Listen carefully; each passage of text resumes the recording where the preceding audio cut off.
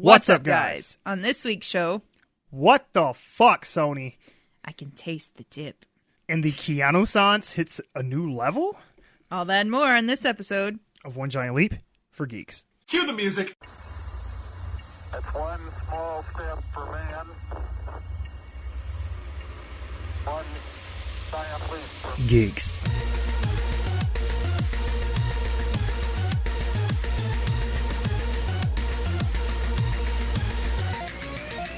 Welcome to another episode of OGLFG, where we talk about movies, video games, and all things in geek culture. I'm your host, Mike C. Squared.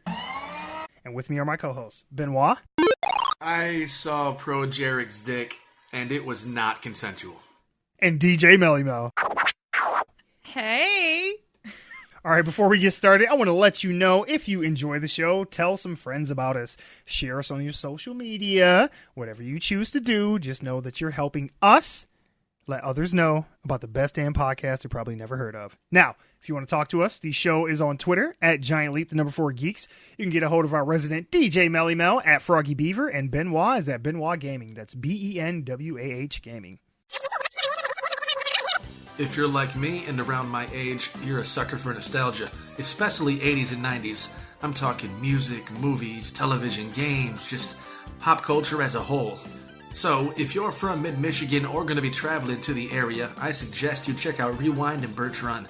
Rewind is a vintage-inspired blast from the past with not just cool trinkets and novelty items, but dope gear to rock as well.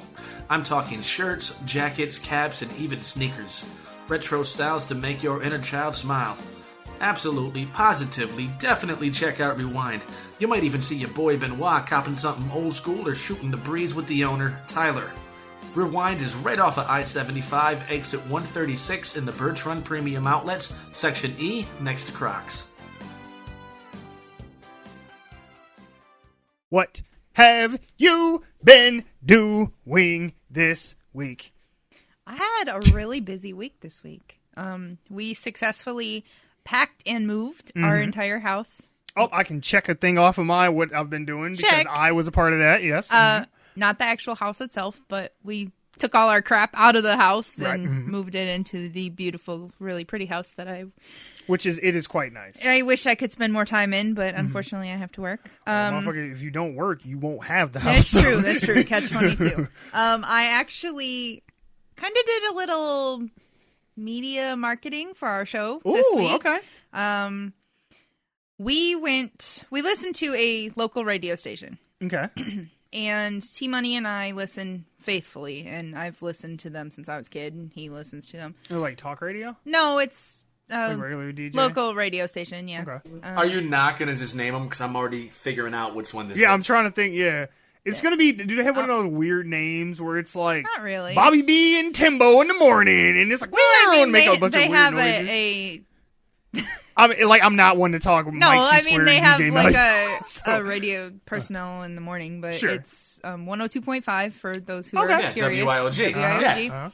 And they had a thing at the local tropical smoothie. Okay. And if you went in, you played a little game and you got to win prizes, and then she told you about a chance to win a trip to some concert or something like that. I wasn't really interested in the concert. I didn't care. It was Nickelback. It was. No, I like Nickelback. I'd have remembered that. Oh, okay. Someone our studio audience wanted to see. Okay. So, anyways, we played the little game, and I was talking to the personality. So, shout out to Mackenzie.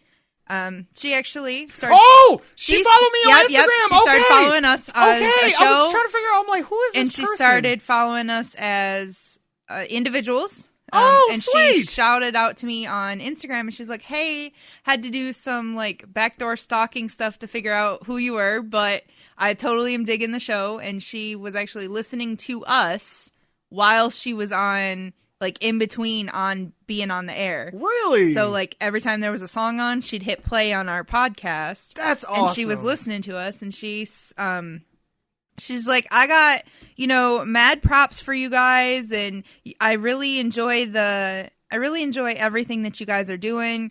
The message that I got said, had to do some creeping to find you instantly, or had to find you, but instantly started listening to an episode as you guys were walking out the store. Y'all are so good, and I'm so rooting for you. I listen to podcasts daily, and I've never stumbled upon one like this. Please keep up the amazing work. Thanks from Mackenzie from IOG. And I was like, thanks, that really means a lot to us. And she's like, you're more than welcome to mention me on the show. I've listened to quite a few episodes at this point, and now I totally dig the content and personalities. Way to go, guys. Good job, Mel. Good job. So, Earn your keep. Good job. Yeah, I got to keep myself around. She was going to be out next week, too, but I'm keeping her around. I know. One more week. All right, you bought yourself another 7 days. Good job. Yeah, I thought that was pretty cool. That is awesome. Listening to that radio station particularly when I was younger is the reason why I wanted to be a DJ my entire life anyway. And kind of meeting her and meeting the personality and doing what we do with the show, it kind of has fulfilled that for me. So I was like, cool. all in the feels. That's but cool. Thanks, Mackenzie, and we appreciate everything. Keep listening and tell everybody else about us because, what is over the air media if we don't share it between, common interests. Yeah, it's like, sharing needles. It's all the same thing. I wouldn't go that far. No. I would compare our podcast to a heroin needle. Yeah, I think that's about an accurate. You get the really good highs and you get the really low lows. I really think that we need to find a different analogy. Okay, fair. All right. One giant leap for geeks does not constitute drug use or sharing of needles. Okay. Fair enough. Okay. But yeah. So other than those two things, that kind of took up most of my time this week. That is awesome. Good job. Good story. Thanks. Good job. What about you, Ben? Well, I'm starting to think that since we have a real local DJ / radio personality listening to us, I need to clean up my act a little bit. No more creeper jokes. Let me just explain what I meant. No, by the Pro Jared thing. He recently uploaded a video giving his side of the story about the whole, sharing nudes and potentially cheating and stuff. Yep. And I'm trying to get reintroduced or reactivated. Reactivated? That's probably not the right word. I was going to say, are you like a sleeper agent? No. It all came about because I'm starting to use Twitter a little bit more to promote myself on Twitch. I've seen that. And Pro Jared was trending because he was a hashtag or whatever. And somebody went and posted. Somebody must have held on to the photo of him showing his dick on Skype because somebody put that on Twitter, and as I was scrolling through the feed, I saw it. So I just want to put that out there. I was not looking for it. Right. I had no intentions of seeing it. Somebody just put it on Twitter. So it just kind of stumbled in your lap, per se.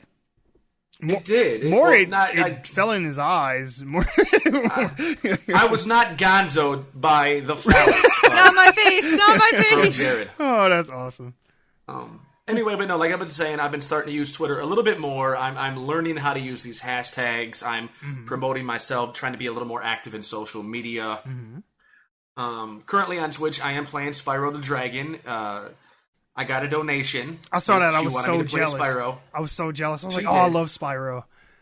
Yep, I'm playing that. I'm probably going to either finish that tomorrow morning or Thursday. It just depends. Speaking of which, the reason why I was not here last night, guys, I had an inventory audit which forced me to be up all night. So I was unable to attend the recording of this podcast. Not just that, but let's see. We got an actual shout out from a real local radio station DJ. We have an interview with an actual groundling who recently came out with a film, which you're going to hear a little bit later in the podcast. And season 3 of The Good Place just came out on Netflix. So, I am stoked right now. I'm glad you're having a good week, at least. I am having a good week. What about you, Mike? What have you been up to? Well, for starters, I also helped Mel with her move to the new house. It was fun times. As fun as moving stuff can be. Yeah, 12 hours of moving shit. Shit, damn. I was there for 4 of them, so I'm sorry. Jeez. Yeah, we started at 8 in the morning, and when you left, we still had another 8 hours after that. Jesus, okay. Well, yes, I'm sorry. Right. Besides helping Mel move, I actually had a bonfire over the weekend. And it was, okay, so I am good at making fires. I'm just not necessarily good at burning them out completely. So there's always like a lot of like leftover unburned wood and materials and stuff in there, which is fine. It'll get burned eventually, but it's starting to pile up. And my last fire where I almost blew myself up with the lasagna layering. Yeah. So there's still layers under there. And when we had the fire over the weekend, it was Saturday night. Sunday evening, about 6, 7 o'clock, the fire pit's still smoking. Now, I had doused it with like 3 gallons of water, stirred it all up thinking it's all good, and the fire was still so hot underneath the layers at the bottom that it reignited like 24 hours later and started burning again. Spontaneous combustion. Yeah. Now, luckily, it didn't burn anything. Everybody's fine. House didn't get burnt down and that kind of stuff. But it was like a reality check for me where I was just like, I got to get better at doing this shit. Because if I had did that Sunday night and went to work and then not caught that, like my whole backyard would be in flames. My house would probably burn down. You are a fireman's worst nightmare. I am the cause of the California wildfires and the Amazonian rainforest fires. Okay, I'm not the cause of either one of those things. I don't want anybody to hear that and be like, "Oh shit, we finna call the FBI on this motherfucker." Triggered. I know, right? Then the other thing was, like Ben had alluded to, I got a chance to talk to Shelley and Josh Sutherland, who are the actress and director, respectively, of the Chasing Molly movie that we're going to talk about a little bit later. It was a really fun time. I really appreciate them coming on to the podcast. They were very sweet. I probably was more than most likely inappropriate and made Shelley uncomfortable, so I'm sorry, Shelley, if you're listening to this, but it was a good time. She was a good sport about it. Plus, if you see the movie and see the raunchy comedy that's in it, I kind of felt like I was within the realms of appropriateness, but maybe I might have slipped out a little bit. And I'm like, you know what? I don't feel bad, though, because I'm like, next time, you got to research is deeper. Then that way you know that I'm just full of dick jokes. And then you won't be surprised. I would say that kind of seems to be like our MO. Yeah, pretty much. I'm telling you, I'm just going to make a shirt, and it's just going to say superheroes and dick jokes. One giant leap for geeks.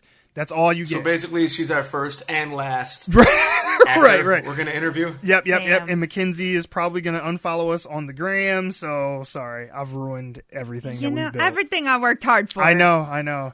Build us up. And I was a bigger fan of 100.5 The Fox anyway. Damn.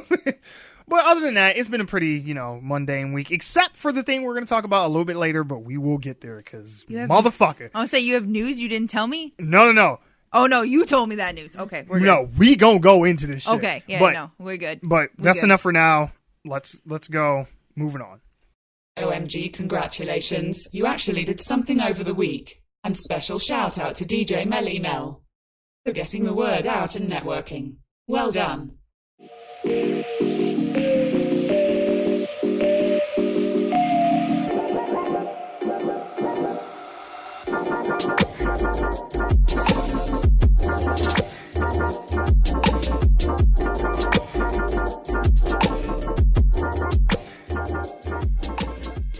One Giant Leap for Geeks proudly presents Talking With. This week we have a special guest, writer, producer, and star of the film Chasing Molly, Shelley Pack.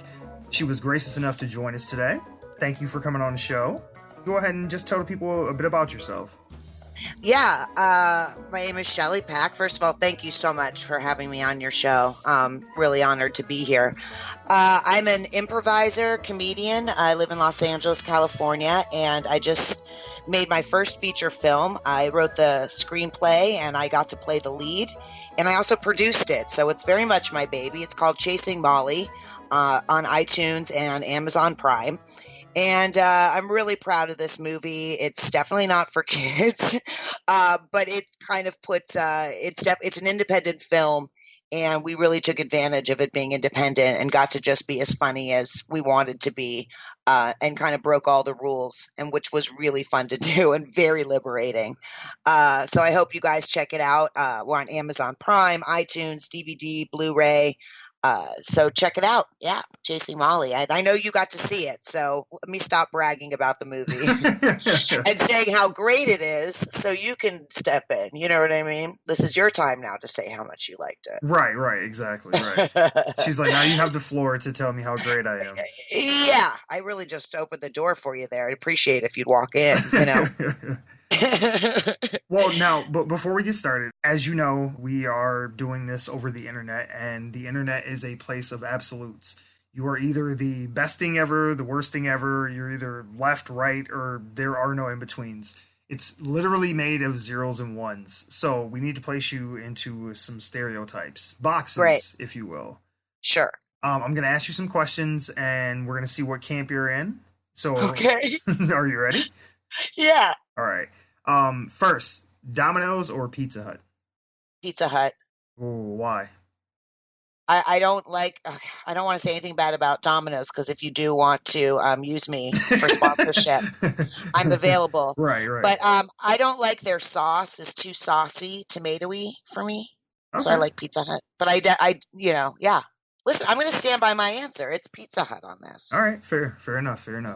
It's okay to be wrong. That's fine. No, I felt like you didn't like my answer, and that's why you were like pushing it a little. I was like, no, I know Domino's is fine, but I prefer Pizza Hut. Let's leave it at that. All right. Next, if you could be invisible for a day, what would you do? Ooh, interesting question. If I could be invisible for a day, God, I guess I would try and do something like get in on, go in somewhere like politics and try and be in the White House so no one would hear or see me and I could get inside information. Something like that. I think I'd go political with it. Gotcha. You'll be our first superhero espionage. Yes. Counterintelligence spy. That's what I'm saying. I could have said boys' locker room, but it's like, you know what, Shelley, you're better than that. Yeah. You're better than that. You rose above. I'm proud of you. I did. Good. I don't want to be put in that box. So I feel like I already failed on the Pizza Hut question, so I'm trying to redeem myself. Yeah. You got some brownie. We can't go back to that. We can't. That moment's left us. Right. So Mario or Sonic?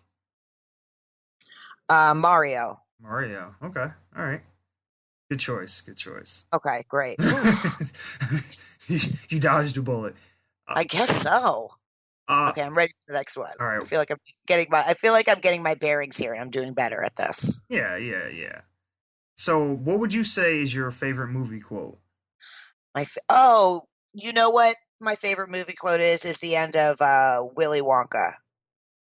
What happened to the boy who has everything? He lived happily ever after. Nice. I got worried for a moment because I thought you were making reference to the I guess that would be Charlie in the Chocolate Factory. I was not. Yes. No. Not to hate on Tim Burton's movie, but No. Oh, it wasn't to hate on that, yeah. But I just really enjoyed the movie. Right. I just really enjoyed the one that I quoted very much. We'll just keep it in the positive. But yes, to me, that's the one that, really, it reminds me of my childhood, and it's just forever in my mind. So yeah. It's and funny. I really love the ending to that because movie. I'm surprised that you didn't instead use the you get nothing, good day, sir. No, that's not as inspiring. No. All right, fine. All right. I didn't say it wasn't a good quote. I'm just saying it's not as uplifting. Gotcha. That's more of like a quote that, for me, that would symbolize Shelley, would be the one that I chose. Gotcha. Maybe that one is saying something about you. You probably, because I'm just sour and bitter, so probably, yeah. It's interesting. All I'm saying is just interesting that's the one that stood out to you. That's all I'm saying. Yeah. That's all I'm saying. We don't need to read deeper. That's it. That's all I'm saying. What would you say is the most disappointing TV series ending? Oh. And this is probably going to be, everyone thinks this, so I guess it's going to be okay if I say it. Lost. I'm going to have to say Lost was... Okay. For a moment there, I thought you were going to say Game of Thrones, because I know people are happy about that. I know. No, I'm not. I wasn't as mad about that as everyone else was. Okay. I'm okay with it. All right. I wasn't like, they need to rewrite that. Well, no, they worked very hard on that. And I don't want to hurt their I think they did a good, I don't want to hurt their feelings. There's people who put a lot of work into that show. That's fair.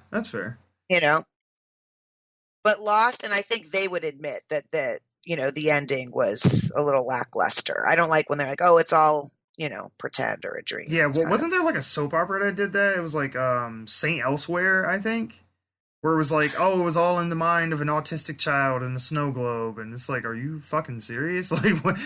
Yeah, you can't leave me like that. Yeah, No, yeah. I don't accept. All right. These are interesting questions. They kind of like we started out with interesting, like, okay, do you like what kind of pizza, and now we're really delving in. They're just can't expect one from the other. Is No. what I'm saying. Yeah. Okay. Well, this, you're all over. Yeah, this next one's gonna throw you then. Okay. All right. Missionary or doggy style? Oh God. I those are my not my either one are not my favorites. What? You've first of all, Mm-hmm. let me just help you out here. Mm-hmm. There's other ones you've missed. Fair. Okay. Fair. Yeah. Okay. My favorite I would say would have to be more my style, which would be On Top, like in Control. Oh, okay. I got you. Well, just give some context. We were luckily enough to able to pull the director of the movie away from set for a moment to be able to come on and play our little game as well. So, Josh, thanks for coming. No problem. Thank you for having me again. I'm sorry that I was not on time. Oh, but it is all now good. and happy to be here. It is all good. No He's worries. very Hollywood right now. We had to pull him from set. Right. He just walked in. He's got his sunglasses still on. Exactly. Okay, I was just going to say that he's wearing his sunglasses on an audio podcast. Totally. Yeah. Yes. Oh, well, I've seen your IMDb profile, so I mean, I have a picture of you in my mind, so it's all good. Perfect. Okay, so first question: Domino's or Pizza Hut? Oh, Pizza Hut for sure. Wow. Okay. All right. I told you were wrong on Yeah, this one. Domino's gets no love. Yeah. No, don't like it. Go ahead. I said the same thing, John. Mm-hmm. Yep. If you could be invisible for a day, what would you do? Man, I don't know, rob a bank maybe, or sleep all day. Complete opposite. Like, I'd probably do the same thing I do if I have a free day any day. Sleep. See, I'm gonna steal Shelley's thing from earlier. See, this says a lot about you, Josh. Your answers are revealing. Shelley's answer was, I believe she would sneak into the White House and eavesdrop to get like insider information. Yeah. So definitely a polar opposite response. Yeah, sneak into the White House and grab Trump by the pussy. That's what I do. Oh, that would be good. That would be good. Okay. Next one, Mario or Sonic? Oh, Sonic, man. Growing up, my grandma got me Sega. I was one of the kids that had Sega, not Super Nintendo, so Sonic's near and dear to me. Yep, I was a Sega kid as well. Yep. Never had a Nintendo. Never owned a single console. It was. I was like the odd kid in the neighborhood. It was like black sheep. I had the first Nintendo, but then I got the Sega Genesis and didn't get Super Nintendo, so I went back when GoldenEye for 64, but Sega for sure. Awesome. What would you say is your favorite movie quote? Dang, that's tough. Favorite movie quote?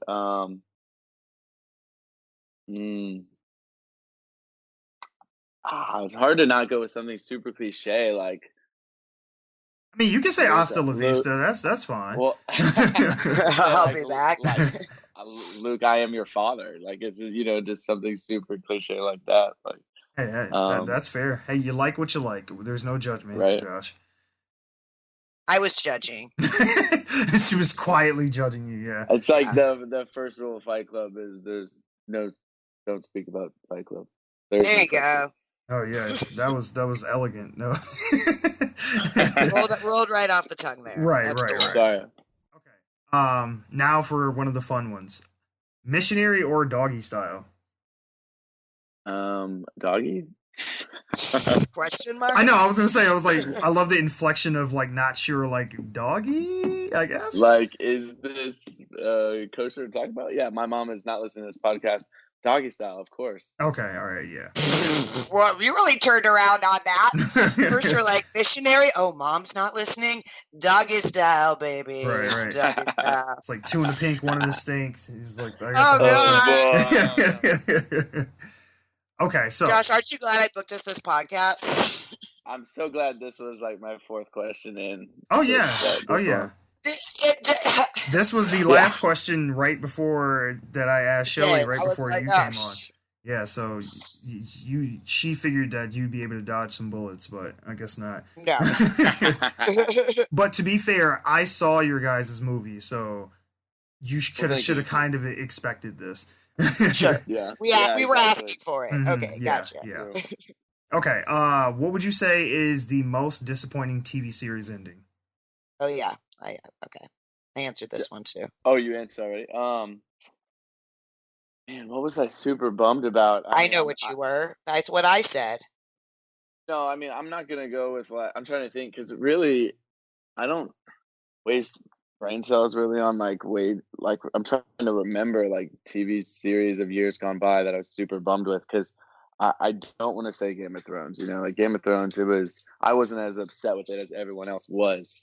But I'm trying to think of something that I was super bummed with. Oh, Lost. That's what I said. I knew that was going to be your answer. I was like, I know what you were bummed about. Yeah, I'm a huge J.J. Abrams fan. You know, even in his features and everything, really he does. But Lost, I feel like, man, there was some the peak of probably like television, really season 2, 3, 4 of Lost, and then it just went downhill like the last 3 seasons bad. So, Yep, I'd agree with that. You know, I'm surprised nobody answered like The Sopranos or something like that.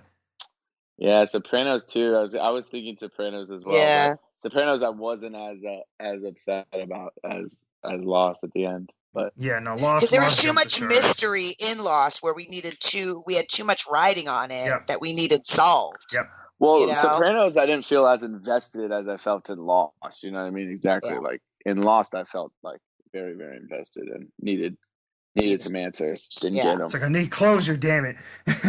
Yeah, exactly. Okay, last two. Tabletop or arcade games? Oh, tabletop, man. I'm a nerd. I play Magic the Gathering, so nice. That's tabletop. Nice. I'm gonna say arcade.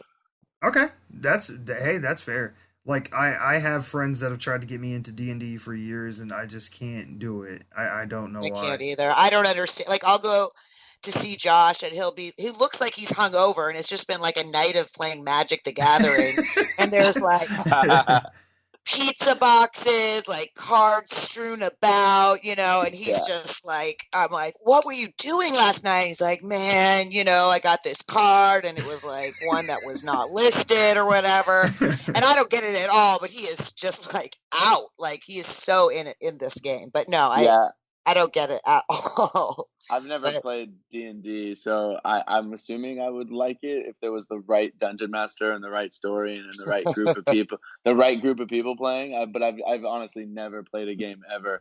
But yeah, there's been some solid Magic the Gathering binges for hours and hours. So. Nice. All right, last question. How long after your first coffee does it take for you to take a dump? Oh my God. Can we go back to the doggy style question? Literally, I feel like I'm blessed with a very regular system that, you know, I'm just very regular every day, maybe multiple times a day. But I will say that is without any coffee. I'm not a coffee drinker. I don't drink coffee. Not that I'm against it or anything. I'll randomly have a coffee every now and then if we're on set and everyone's getting coffee. But it's a thing where it's like chiropractic work to me, where I feel like it's one of those things where once you start it, you need it, right? Like it becomes a thing that you have to have. And so it's not that I hate those people, but people are like, oh, I can't function or get started with my day until I have a coffee. I'm like, I don't want to start that and be a slave to having a coffee. So I don't drink coffee really at all, but I do take dumps regularly. Nice. That was a good answer. Shelley? I drink a lot of coffee and I don't go number 2. I don't know what else to say. I'm the opposite. Yeah, ever. Yeah. No. Ever. That's legit. It's like I'm actually taking a dump as we're doing this podcast, which is I'm doing this podcast on the toilet. Which is the beauty of not being on camera. That's amazing. Yeah. I mean, I love it. All the material is there anyway, so let's just keep rolling with it.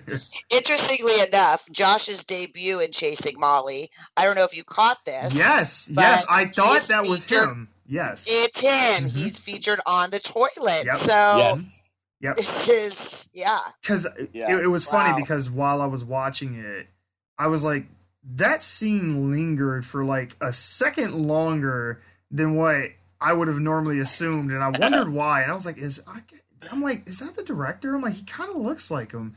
But if I could have superimposed the sunglasses over you, then I'd be like, that's Yeah. him. That's him. him. Right. That's him. Yeah. Exactly. Yeah, I just love that in the credits I'm listed as toilet buyer. So, Yeah. that was a true claim to fame for me. And I think it's going to have to be a motif for me going forward in my career of just anything I direct, I will be Oh yeah. at least on the toilet at some point. Yeah, like Sam Raimi puts all his cars in all his movies, and you'll be on the toilet in all your movies. Yeah. Somewhere. You'll be Yep. the Alfred Hitchcock of toilets. It'll be great. All right, we're gonna get into the nitty gritty now. Why don't you tell us about how you came up with the idea for Chasing Molly? Man, it's literally we made it. I don't know what Shelley's already said. So We haven't talked about the movie yet, so we were Okay, just talking perfect. about the going poo and what Right. positions we And like to what have positions sexually. I- And Okay. pizza. Pizza was in there too. Pizza. No one's thinking about the pizza. Like, oh, nobody gives a shit. Well, Shelley and I had, our production company LLC had some other scripts and stuff that Shelley had written, and we were trying to package.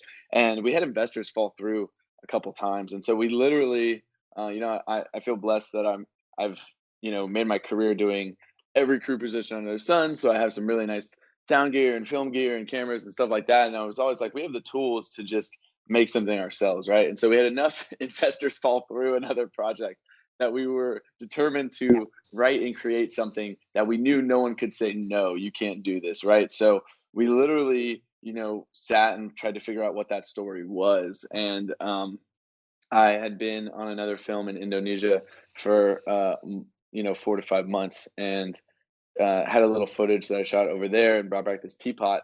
And that was really the jumping off point. Was we knew we didn't want to do a ghost or like a horror story. And so we kind of were like, how can we do a little comedic twist on that? And that teapot is kind of a little thread throughout the film, obviously, if you've seen it. Mhm. And literally that was the jumping off point. Is we were like, what can we create that no one can say no? So let's make a story that's based in LA. Let's make a story that takes place at night, a day and a night, and we can like run the gauntlet with these characters. So, whether we have to shoot it, we knew we couldn't shoot it 60 days back to back. So we had to shoot nights and days and weekends, and it could have been 2 days between the shoot days. It could have been 2 weeks. So literally we structured and pre-planned the whole shooting schedule and story based around knowing we were going to have to pick it off like that. And, Shelley is an amazing writer, and, I would say knocked that whole script out in a very short amount of time, probably three months, maybe even less. And so we'd work on a scene, she'd send it over, we'd workshop it, try to figure out where we can go with this. And also Shelley's blessed to know some amazing, talented improvisers and comedians. And so we definitely were in a situation where we could cater certain scenes to certain people, and literally tried to weave a story around that to make it happen. And that became Chasing Molly. And it just kind of grew and grew. So I just was like, okay, who are the funniest comedians, improvisers I know? And we would structure the story, and then I would write the script, and knowing who we would hiring, we could really, like Josh said, structure it so it almost looks like it was written for that improviser, which it was. So we didn't go conventional, like using a casting director. We went with people we knew that were going to deliver, were home run hitters. And so like when I reached out to Felicia Day, I performed with her, a comedian friend of mine. And we had the kind of schedule where we could work around the actor's schedule as well. So I said, what day do you have? Any day you have, we're going to make it work. And so that's how we got, Felicia gave us a day. And then we randomly over social media, I reached out to Kurt Angle and his management and sent him a script, because Kurt, we completely did not know him at all. That was just a cold call. And it just so happens that Kurt read the script himself and really fell in love with the story and the product and what we were doing, and agreed to do the project. So we were like, the project just grew and grew, and it's kind of Josh called in all of his favors behind the camera. I called in all my favors in front of the camera. And it was just a culmination of all of our kind of good karma that we'd put in over the years, and that people just wanted to help us and work on our project and donate their time and stuff like that. And when you put passion into something, I think it really attracted, people like Kurt Angle and stuff like that. So we're so happy with the final product and the way it came out. It's definitely our sense of humor, which is a little inappropriate, we might say. But, Josh and I have both done a lot of commercial work and TV and stuff like that, where you have to be appropriate for certain audiences. And so it was really liberating to get to make a movie that was just not appropriate for anybody. And knowing that we would find an audience that way, people who just wanted to see raw comedy without a filter on it. And so we've just been so blessed that, Gravitas Ventures acquired us, picked up our movie, has put it out everywhere. And then the response, has just been, it's been amazing when people quote lines back to you and start loving the characters. And it's been amazing. The whole journey has been really incredible. Yeah. Awesome. So okay, I don't want to try and spoil too much of the movie for anyone who hasn't had a chance to see it yet. And by all means, please see the movie because it is hilarious. But can you tell me what? I mean, I guess you kind of touched on it, Josh, already about you being in Indonesia, but what was the significance of the Asian woman and the teapot? And she just kind of matrixes out at the very beginning of the movie, and that stuck with me the whole time. And I'm just like, okay, they're going to come back to this. This is going to be a thing. So help me here. Well, we don't want to ruin it, but it does come back. I don't exactly. I don't want to give anything away, but to me, right, like I said, that was some footage I had shot before, very first, that I had, months, and kind of became a jumping off point for the whole film. And obviously it could be more seen as like a supernatural thing or whatever. And we kind of took that as our jumping off point, as I said. But, okay. to me, what it means is at the very end is, that kind of whole set is like ghost towns, Singapore from the 1960s. And so to me, it's that is the spirit that's trapped in the teapot, and that we see throughout the teapot said throughout the movie. Okay. Yeah. Okay. So to me, it was like just a connecting thing that just kind of full circle, but it's only a light thread, right? But it's very full circle for at the very end, right? I don't want to give anything away. At the very end, no, for sure. But you're kind of just like, oh, obviously the teapot is haunted. There's what's inside of it, or what is, the force that is creating this aura around it. And to me, it's that Asian girl who's trapped inside. Okay. But it's that was what, so Josh brings back this footage, and we're both like, well, what's like a comedic take on that? And so a comedic take on the paranormal would be like, well, paranormal con artists who are, and then it kind of spawned from there. And then we got a good friend of mine, Jim Cashman. He plays Jamie on the Progressive commercials, national treasure, America's sweetheart. And he's actually a talented improviser as well, and a great writer, wrote for SNL. And so we play a couple who are, we're not together, but we work together, and he ends up, getting into hot water, and I have to be the hero who saves the day. So it's kind of cool also to see a female hero. It's not a superhero where I'm in spandex or anything like that, but, I get to still save the day, right, in a way. That'll be for the sequel. That's exactly. We're working on that. Gotcha. We're working on that. Although I don't ever want to do another movie with special effects. That took a long time. But again, thankfully, Josh called it. So this is just really cool. So Josh, he's got a lot of visual effects background, and so we actually have people who have worked on Avengers and X-Men who pulled time from their busy schedule to do effects on Chasing Molly. It was just, we got super lucky to be able to do that, so we're just really, really pleased that we somehow got the best, even though we didn't have the budget for it. We were able to get the best, and it's the film gods combined with passion and hard work to come together. But it was just, we're really, really, happy with the end result. What made you guys choose for the con artists to be ghost hunters, and what made you go, they're going to be petty thieves? Like, they're not going to be going after credit cards. They're not going to be emptying bank accounts. Like, they're going to steal, like, your silverware and your iPhone. Right. So, yeah. I mean, the paranormal thing, that's how we're like, well, let's be paranormal con artists. But if we were really hurting people and really ripping people off, like a big amounts of money, it's hard to sympathize with those characters and really love those characters. But if, like, they're not ripping off anything that bad, you know, you're kind of like, well, it's okay. Well, it's okay. It's not great. But, exactly. But we don't hate them. We still want them to succeed, you know?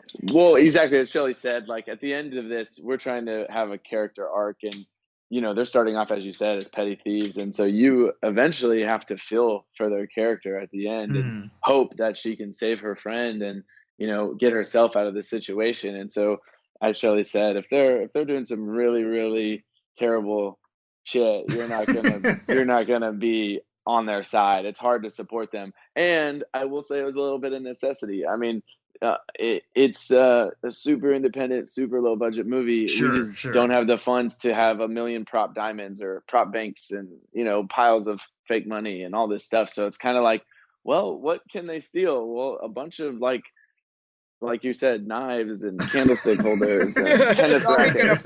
It's like a bunch of junk. It's like, what was in my car today? That's exactly what it was. Like, the pawn shop scene came exactly from that. It's like, okay, and that's improv too. It's like, here's what you get. You get one thing, make it magic, right? Like, you've got candlesticks, fake pearls, you know, a spoon, and it's like, make that work, you know, and a tennis racket. Right.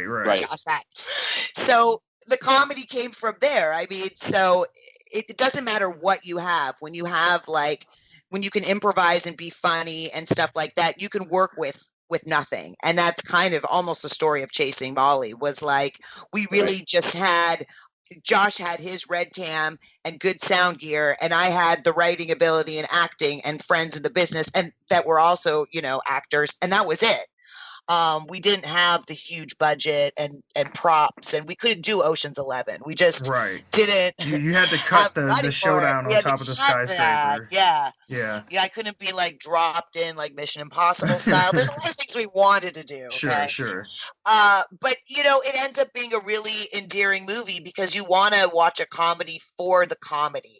Oh yeah. I don't care when I'm watching a comedy if they've spent a lot of money on locations or big props or stuff like that. To me, it's like, if the content isn't there, especially in a comedy, then it's not as entertaining. So we knew that was what we could provide. We didn't have all the bells and whistles, but we knew if we had content and we could shoot it well and make it look nice, that, you know, we'd have something. And it actually came out way better than we could ever have, that our starting vision was. But we just started and just picked it off, and slowly but surely it really, like Josh said, it snowballed and into something way bigger than we could have ever imagined. No, I'm definitely a big proponent of, you know, especially in comedies where, like, the dialogue and the situations is what make or breaks the movie. Like, everything else is just kind of, you know, fluff and filler, but the jokes are what is the most important, for sure. So, okay, in the bloopers, during the someone walks in during a scene when you guys are in the store. Where were the locations for this shot at? Oh man, that was such a good story too. So, I randomly walked into this smoke shop in Gardenia, which is South LA, and literally over the counter hear some people talking about, like, they're like, hey, we should shoot a music video in here. And I was like, and I literally was like, hey, are you guys, do you know the owners, or are you the owners of this spot? And they're like, yeah. And I was like, you guys want to shoot in here? I have a movie. Can we do it? And literally from that conversation, I call Shelley and go, Shelley, I have a smoke shop that'll let us shoot in there for nothing. And so literally we write a scene working into the movie to shoot in there. But just like most of the scenes in the movie, we couldn't afford to close down a location where you're shooting at night, or you literally buy it out so it's closed and you're only shooting it there. So the store was open for business while we're shooting that scene, right? And honestly, it was one of those things where you're like, okay, I guess it's working. Our character looks like he works here and runs the shop, because the dude walked in and tried to buy his pack of smokes or blunts or whatever from our character and not from the guy who's actually 10 feet down the counter who actually works at the smoke shop. He's like, don't mind these cameras and, you know, sound microphones over here. Like, this is totally open for this. Register is open. Yes, please. So it was it was interesting, but it was just not a luxury we have to close down a lot of locations. But also, as Shelley said, the film god's kind of blessing us, where I'm just stumbled upon this location that is, is amazing. I feel like, especially in LA or big, production cities, if you go in anywhere and you're like, hey, can I shoot in here? They go, well, how much money do you have? So I feel like sometimes it's easier in a smaller city or somewhere where they're like, they just want to help, right? And like you to create stuff. And so, it was a little luck and a little good timing. And now we have a smoke shop in the movie. Okay. There's a scene where Molly needs to get into a club.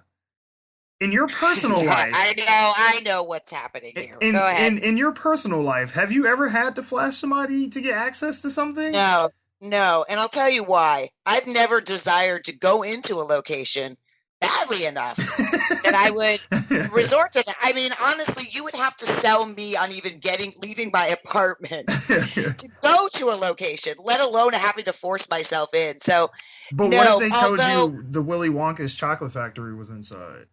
I mean, I'd walk in naked. Let's not mince words here. That's Willy Wonka, But yeah, I do know, though, it's like women, we know in our back pocket. Oh, break in case of emergency text. Break in case of emergency. Exactly. Gotcha. So when we're thinking about how are we going to do this, and am I going to start fighting? Am I going to do this? And it's just like, what do we do? What a character would do if she was that desperate. And Josh was a little mad that I didn't go like full out, like popping stuff out. Gotcha. And it's like, you know what? I had 6 like at least random like hookah shop owners like lurky-looing in the background. And you know what? It's just not going to happen. But I think more people just probably downloaded the movie now based on that question. So I really... Yeah, see, you should have left it. Sales. Yeah, you should have left it more ambiguous than that way. I know. They now wouldn't looking know. back, I was a big mistake. It's okay. I can cut that part out. It's fine. Don't worry. Great. I feel like that's a traditional movie trope sometimes, right? Is girls flashing to get their way into things, and clearly it's never happened. I've never seen it. A girl's never flashed me to get in anywhere. Like, you know what I mean? It's just like, I don't think it happens in the real world. So I think it's one of those things where it's like, if we put it in movies enough, then maybe it'll like get absorbed into the culture. like one day, one day. Like, I'll be a bouncer outside of a prestigious nightclub, and one day some girl will want to get in, and she'll flash me. You just watch. Well, you have me to thank for that. There you go. You're welcome. There you go. Thank you, Shelley. The hero You're we welcome. deserve. See, I told you I was a hero. See, the sequel, telling you, superhero costume. All right, yes. So how much of the movie would you say was ad-libbed to like what was written? Like, did you guys kind of go into it and just kind of give like an outline of what you wanted the setup to be for the scene, and just kind of let you guys go back and forth? Or no, we didn't have, I mean, again, this was independent, so it's like, we had to get everything scripted, and we didn't have really any time to, wing it. So I'd say 95% is scripted, and about 5% is improvised. That is actually really impressive, because it comes off so naturally when you're watching it. It came off like it was just like a conversation between people. Well, that's what we wanted, I mean, that's also why we hired improvisers, because when an improviser is also delivering a line or a joke, it's done in a very conversational, casual way. I mean, it's part of the gift, of being able to make up stuff on the spot, is that you take it on and make it your own. So while like characters like Skullfucker, we let him go on about what he was going to do to that skull. That part got to be improvised, and the cops we let go on, but we had to get everything to book, and then we'd maybe do a couple takes with a few scenes where we knew we had the improvisers. But like people say, well, what about the pawn shop scene? We had no time to improvise in the pawn shop scene because we couldn't book out that location, and we had women shopping. These two women were shopping there for like an hour and a half, like just killing our light. And they just were so clueless that we were actually shooting a movie. So it's a big compliment also, to Josh's directing style, is that he wants everything to be natural too, and puts the actors in a place where they feel comfortable to do that. So it's we work well as a team together. Yeah, and just to jump on top of what Shelley said, exactly. We're such an independent movie, man. If you saw the amount of pages we were trying to get through a day, any other line producer would be like, "You're crazy, dying." So like, you're crazy, because literally we just don't have time to not get to book. Like we do a couple takes, get it to book, and then if we have any spare time at all, that's the beauty of having amazing improvisers on set. As Shelley said, is they're going to take the scene somewhere crazy, and if we can and have time, we will. But the lines on the page, they're going to nail it first take and make it sound natural and make it their own. So we got really lucky, and as I said, it's a little bit of skill, but also the 95% of those crude jokes were written down before they were said, for sure. The fact that pen was put to paper to put grapefruit juice on your cock, and that is in a written word, is great. Yeah. Yes. It's down there. That's awesome. That's awesome. And thankfully, Josh, will show me something like that grapefruiting video. That's actually a viral video that we licensed the footage for. And so I had never seen that. And when I was exposed to that, I'm like, oh God, what was that? We need to put that in our movie. I mean, that is crazy. And so finally, getting a hold of the actual grapefruiting lady, Auntie Angel. I don't know why she's an aunt or why Angel's in her name. Doesn't matter. We finally get a hold of her. Wait. You watched the grapefruiting video, right? Yeah. So you know why Angel is in her name. Oh, okay. Well, to some, she may be, yes, the fairy godmother of grapefruiting. But and then I know Mason Brown is a great improviser who's just plays creepy to just the extreme. And I said, let's put him. I've got this neck brace. My husband was like a fender bender. Let's put this neck brace on him. So were you in the cars in it? Like, not that I know of. Yeah. Yes. It's just but Mason can pull that off, So. And we let Mason go off a little bit too on the couch when he's crying and stuff like that. So we're improvising a little bit there. But it was also fun for me to get to work with people I know and get to go off book once we got what we needed.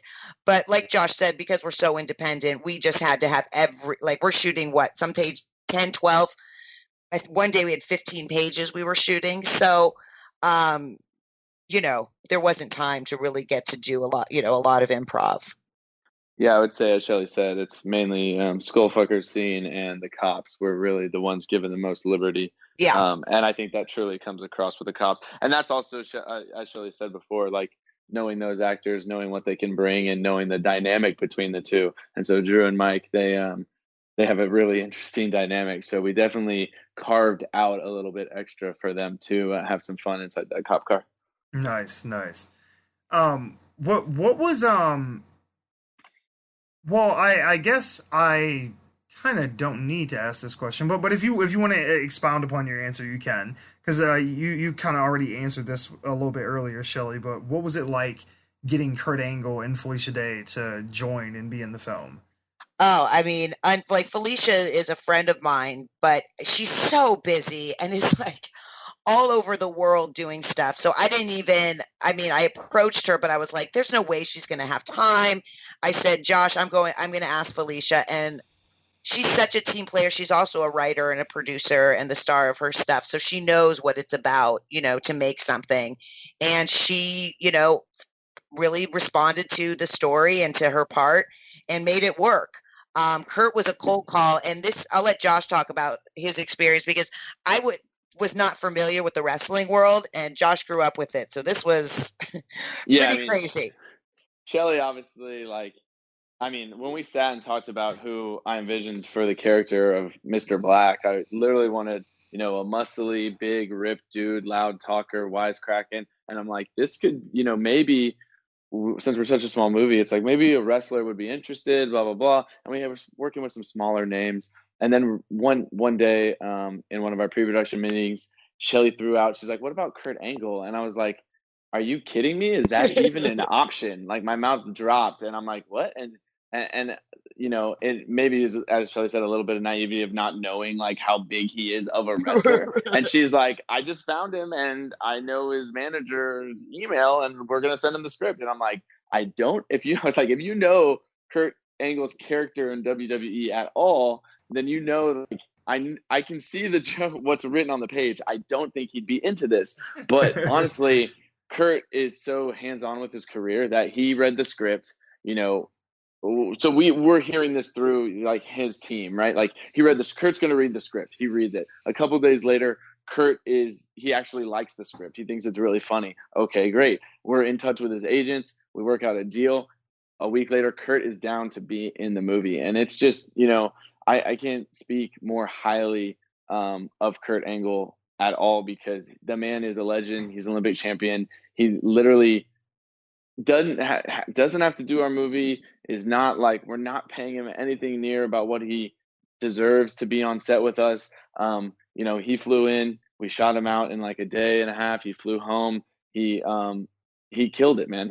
And it's the same thing with the improvisers. We said his years of experience with doing live work for WWE, he shows up, he's ready to bring it. We're shooting so many pages that it's like he just turns it on and is crushing his scenes, is crushing it. And I will tell one more little story about our movie's so independent, we don't really have wardrobe or whatever, but for a bigger person like Kurt, of course, we're like, listen, please send us your sizes. We would love to get you a suit for your character and get your wardrobe because we don't want you to have to, wear your own stuff. And he's like, no, I want to wear my own custom tailored suit. And we're like, great, it'll look better, right? It's custom tailored to you. That's amazing. But then we're shooting this scene, and I won't spoil anything either, but we're shooting in this back lot in like the dirtiest outdoor alley in the back of an LA parking lot. And Kurt is like laying on the ground, rolling on the ground. And we're shooting this take in the back of my mind. I'm like, that's his personal suit right now. That he's just rolling all on the ground. And I'm in my mind, I'm like, oh my God, this is going to kill me for making him lay on the ground like this. But that just speaks to who Kurt Angle is, right? He's a champion. He gives 110% no matter what. He wanted to deliver for us exactly who we wanted for the character, Mr. Black. And honestly, I'll forever be in his debt for doing this film. So he was awesome. Felicia Day, once again, as Shelley said, amazing. She came out and we were like, did we ask her to do the water bottle gag? And she totally was down to do it. So once again, like we kind of, a little bit of luck, a little bit of skill, a little bit of good timing, and the stars aligning for us, but also like forcing the stars to align for our film. And we feel really blessed. Awesome. I want to say that taste the tip. I can taste the tip should be a constant hashtag. Like whenever you promote this film, like anytime on Twitter or Instagram, if anybody talks about this movie, you have to include the hashtag I can taste the tip. I'm just putting that out there. So interestingly enough. Yeah. So the movie took a long time to make, right? It's not a traditional movie where we shoot 60 days back to back, then you do go straight into post. Our movie, we weren't paying people enough to be like, yo, there's a deadline on Friday, need this work done. So it's all a lot of favors and getting high level work, but people doing it on their off time. So the movie dragged on, post dragged on for a long time. So continuously, I'm on set. People are like, how's your movie? I'm telling them, still going, still working on it. Just did this scene or whatever. It's like going along. But I preemptively started putting hashtag taste the tip on every single one of my Instagram posts and literally was getting some weird, like literally had people at work and on different sets be like, dude, this is kind of creepy. What the heck is Taste the Tip? Yeah, I'm And like, Josh, I think we need to wait for the movie to come out before we trend Taste the Tip. I think right now you sound like a pervert or something. Yeah, And- like but nobody knows what Taste what the you're Tip is talking yet. about. I Yeah. was like, no, you got to build it. This is how Yeah, you build build it it, up. build I'm the just hype, going to yeah. start putting Taste the Tip now. Yeah, Well, Josh. egg would- on my face because he was apparently right the whole time. So there you go. Yeah, Josh, in like 10 years, once your career is like completely blown up, someone's going to go back and archive your tweets of Taste the Tip, and they're going to be like, you see? Yep, that's where it started. So I tried to get Taste the Tip off the ground. So it's still growing. That's Oh, it's awesome. still growing. It's still growing. And then we've had at least 2 or 3 podcasts where that's been the title of the podcast was Taste the Tip. And Josh has never smiled like wider. I was like, calm down. Okay. He's so happy about Like, it. So I'm very proud of this, yes. Yeah. he's so proud of it. Now, Josh, you had said that you've, had a lot of different jobs behind the scenes of the camera, and I'm always fascinated in like all the different like moving parts when it comes to like making a movie, whether it be, a smaller indie budget movie or a big, production with like blue screen and everything else. All the different positions, it's just fascinating like what it takes to get a movie off the ground between the costume people and the hair and makeup, people that are scouting locations and all that kind of stuff. I'm just curious, who was in charge of keeping track of the amount of cleavage that Molly shows during the movie? I am so happy. What the hell was that? That was a lot of warm up. Thank you. I'm not happy you asked This is this. a Go great ahead, question. Josh. This is a great question. Very important topic because, as I said, we literally structured the movie to be kind of a day and night and a day story wise, and so that eliminated us to kind of, when I say bend the rules, we could eliminate some usual crew positions that are 100% a necessity, like wardrobe, because we're going to have most of the characters show up and they wear the same thing. There is a wardrobe change for our main characters in our movie, but it allows us because we're not shooting back to back to back. So you don't have time to be like, wait, what scene in the edit in the story is this going to butt up to? Like continuity, right? You normally have a script supervisor who you just ask. She has a huge binder. She opens up the page, see what days you shot that other scene, and says, oh, she was wearing, this top and then this many buttons were open. We just didn't have it. And so literally, we by design, we had Molly kind of wear the same thing for most of the movie. And I'm happy to say that I literally said, Shelley, you wear whatever you think Molly would be wearing. And most importantly, make sure it's comfortable and you're willing to wear it for a long time, for as many days as we're going to be shooting. And so we start talking about it. We honestly did a test shoot. We did a test scene, one of our first scenes. And she shows up in cowboy boots, low cut jeans, and the most cleavage I've ever seen in my life. And I was like, hey, You said you liked it. You said you liked it. All right, let's roll with it if you're cool with it. But it made me laugh so hard going back through the edit and so many rounds of editing and Shelley being like, oh, why didn't I zip my shirt up more? I'm so pissed. I was like, literally like, well, can't use that take because my cleavage is too, like midway through, like literally we're like 6 months in and I'm like, half the movie's been shot already. So I just like some of it I'm zipped up and then some of it I'm not. And the scenes I'm not are definitely for me. I'll have to forever live that down. Thanks for bringing it up. But you're welcome. Yeah. I will say for all the continuity keyboard warriors out there, please go through the movie. And yes, probably the biggest error is the amount of cleavage showing from scene to scene. But yeah, we don't need to point that out. The point is,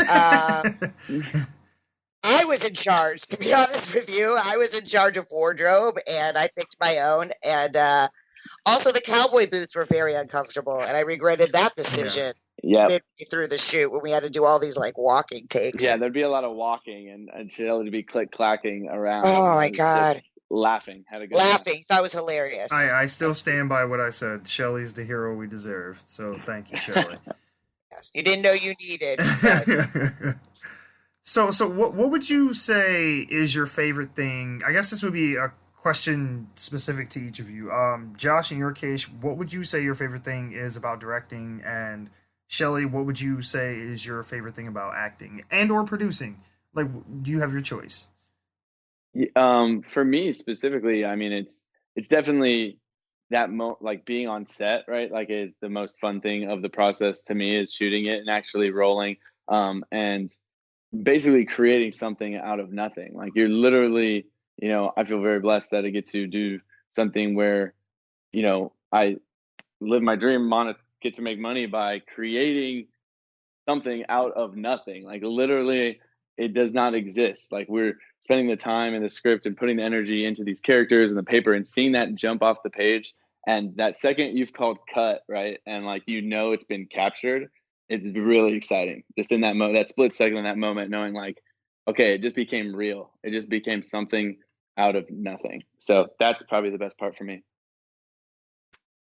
Yeah, I'm similar with Josh. Like, obviously I love performing, but when you're performing under the pressure of needing to nail a scene that's forever going to be in film, right? And it's just pressures on, the sun's going down, you're losing light. The producer in you is like, damn, I'm paying this much an hour. I don't know if I'm going to get this, but you still have to pull off the scene, and you do. It's kind of like being in a sporting event where you have that rush of, getting that 3-point shot or something like that. So for us, like, knowing we got it, the scene shot in the club where we literally got inside this amazing club and got this footage that we're like, oh my God, this would have cost us hundreds of thousands of dollars. And we were probably just like flying for the next couple of days, just that feeling of, we got it, we have it. So, as an artist, I love performing, but there's something infinitely grander about creating something that's forever based on your acting and your writing. And I think Josh was saying that, like, he's also the producer on this film. So we got to really conceive of this just from a concept in our head to sitting through every edit with every sound effect and being like, does that sound like pee in a jug? I don't know. It's more like that sounds more like a pee in a kettle. I think we're going to need to go back to that, every single thing. And then to finally have that print done, it was, it's like nothing, like any performance I've ever had is that feeling of accomplishment that we made something that is completely unique and out of nothing. Nice. So what would you say is next for you? So we have another feature that I wrote, and it's about a female perspective in Hollywood. And this is the one that Josh and I had packaged earlier. And interestingly enough, now that the Me Too movement has happened and so many things have happened since we pitched that script, I actually went back in and rewrote it. And now it's like, it makes sense why we're making this movie after Chasing Molly. Just time and history had to happen, which you don't know when you're trying to get money for something that actually, things needed to happen for the script to actually be more dynamic and more poignant and relevant today. So it's actually the perfect timing for it. So we're really ready to move on with our next feature. Awesome. Yeah, we're packaging that one together, and have some interesting talent. Not going to say any names yet, but yeah, hopefully you'll be seeing that one soon. Trying to get that one up and running, and obviously, a shameless plug. If you want to see anything I'm ever on set for, generally I'm posting behind the scenes stuff to my Instagram, which is at Sutherland Film, SUTHERLANDFILM. And I've been lucky enough to this year been pretty busy commercially with a company called OM Digital, and directing a lot of shoots for them. And so we've had some really awesome clients, so you can check that out there. But yeah, me and Shelley are constantly grinding and trying to get this next script is, in my opinion, it's super. I mean, it's so funny that on the page that I can't wait to see it come into reality. And as Shelley said, it's even more topical now that it's going to be awesome. Awesome. Well, I'm looking forward to that. Go ahead, tell people where they can watch the film and where can they find you. Yeah, so we're on, you can see Chasing Molly on iTunes, Amazon Prime, DVD, Blu-ray, And Chasing_Molly on Twitter, Chasing Molly Movie on Instagram, and Chasing Molly Movie on Facebook. I also perform regularly, if you're ever in LA, with Improv for the People. And we have shows monthly, usually over there. So if you like live improv, come check that out. And definitely watch Chasing Molly and follow us on social. And thank you so much for having us on your show. This was very cool. Definitely different. So awesome. Yeah, awesome. There's some really good questions, and we appreciate the brevity for sure.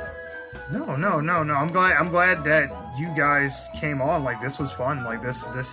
I did not know what to expect. I watched the trailer for it, and then I watched the movie, and I was like, we're gonna have a fun conversation about this.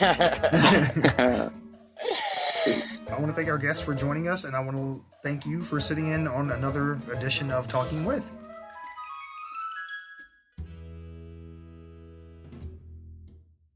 Master, you may have screwed the pooch with this one.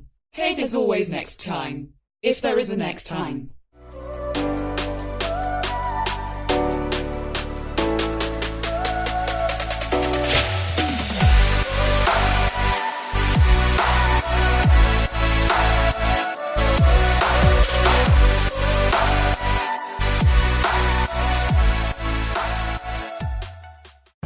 It's that time again for America's #1 show, Dumb Shit of the Week. That's right, Dumb Shit of the Week is a show where DJ Melly Mel finds dumb shit and we talk about it. Want your submission on the show? Find us on Twitter at GiantLeap4Geek, so you can email us at officialoglfg@gmail.com. Now here's your host, DJ Melly Mel. Thank you. Okay, so amidst the giant move that I had this week and all the craziness that I had going on, I did find something that was labeled as dumb shit. Mm-hmm. However, as per usual, when I find a dumb shit article, I kind of grab the title grabs my attention, and I store it away, and then I reread over it, on my way here so that I can refresh myself with the material. Okay. However, Facebook did an update over the weekend, and I don't know if everybody did this update or if it was just certain people picked and choose. Special update just for yeah, DJ yeah. I don't know if maybe I was behind and it was an update that everybody already had. That could be. However, the folder that I keep on Facebook, because that's where a lot of my articles come from, I find them initially on Facebook and then I do some research afterwards. So it completely erased my entire dumb shit folder. Not sure what I had on the chopping block for dumb shit this week, but I found something kind of interesting. Okay. I'm really annoyed with how our social media apps just kind of randomly update themselves, even if you have the settings turned off. Yeah. Oh, yeah. Okay. Because I've had that problem before, and I went in and I've turned the auto update off. Mm-hmm. And now Ben's probably thinking the same thing I'm thinking, but I'm gonna say it. Sometimes you don't have a choice because they're like systemic updates to where it won't work if you don't update it. So those you ain't got no choice. But I'm pretty sure that that's what it was. Yeah. Because like I said, I had it and it was something crazy, and I was like, "Oh, this is gonna be really good." And then when I went to read over it on my way here, I was like, "Where's my dumb shit folder?" So yeah, thanks Facebook. Like I said, not sure if it was for everybody or if it was just me and I was behind the times, which is more than likely possible. But much time as you spend on Facebook, I'm surprised you don't have the latest and greatest version. You're true. I am on Facebook quite a bit. So yeah, I don't know. Something happened and my article disappeared. I was like, well, okay. Why don't you just back up everything on your PC? Because I don't use a PC. Yeah, I was gonna say she would need to be on one. You ain't got a laptop and nothing? You just do all that on your phone? Yeah, I do everything from my phone. See? So if you lose that... then I'm screwed. I've actually lost it a couple Damn you, times. Zuckerberg. I know, yeah, right? I know, right? Fucking up our podcast. Mark! Just screaming to the sky, holding the fist. Nope, it was Tom. But it's like Khan? Yeah. So, do you actually have dumb shit? No. Dumb shit was the fact that Facebook fucked up and stole my article. I'm sorry, guys. You could have just told me, and we could have just skipped it, and I wouldn't have to go through the whole, it's that time again. But I like to hear it. I'll fucking kill you. You know you love me. Okay. All right, so well, that is the shortest segment we've probably ever done. Wow, that is nice. Okay. I mean, it kind of worked out because we have a lot to talk about tonight. So fair enough. Okay. So moral of the story, kids, is always pre-read your articles beforehand. That way, if you screenshot them, yeah, that way if you lose them in an update that may or may not be your fault, then you can go back to them. Stay smart, kids. You literally could have skipped doing this segment altogether, and it wouldn't have changed anything.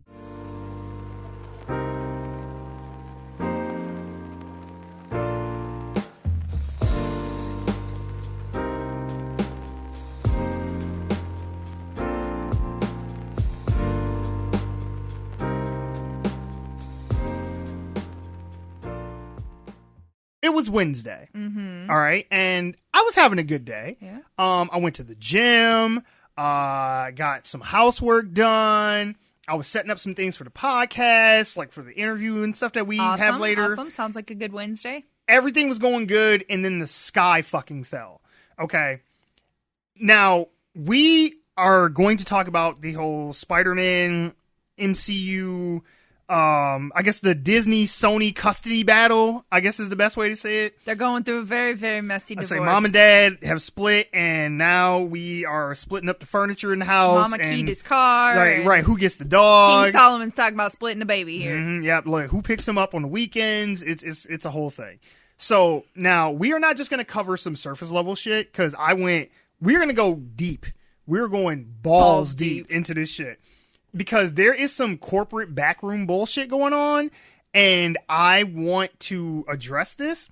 So, like, the official statement is biased. That the story that broke, and I'm gonna go into it.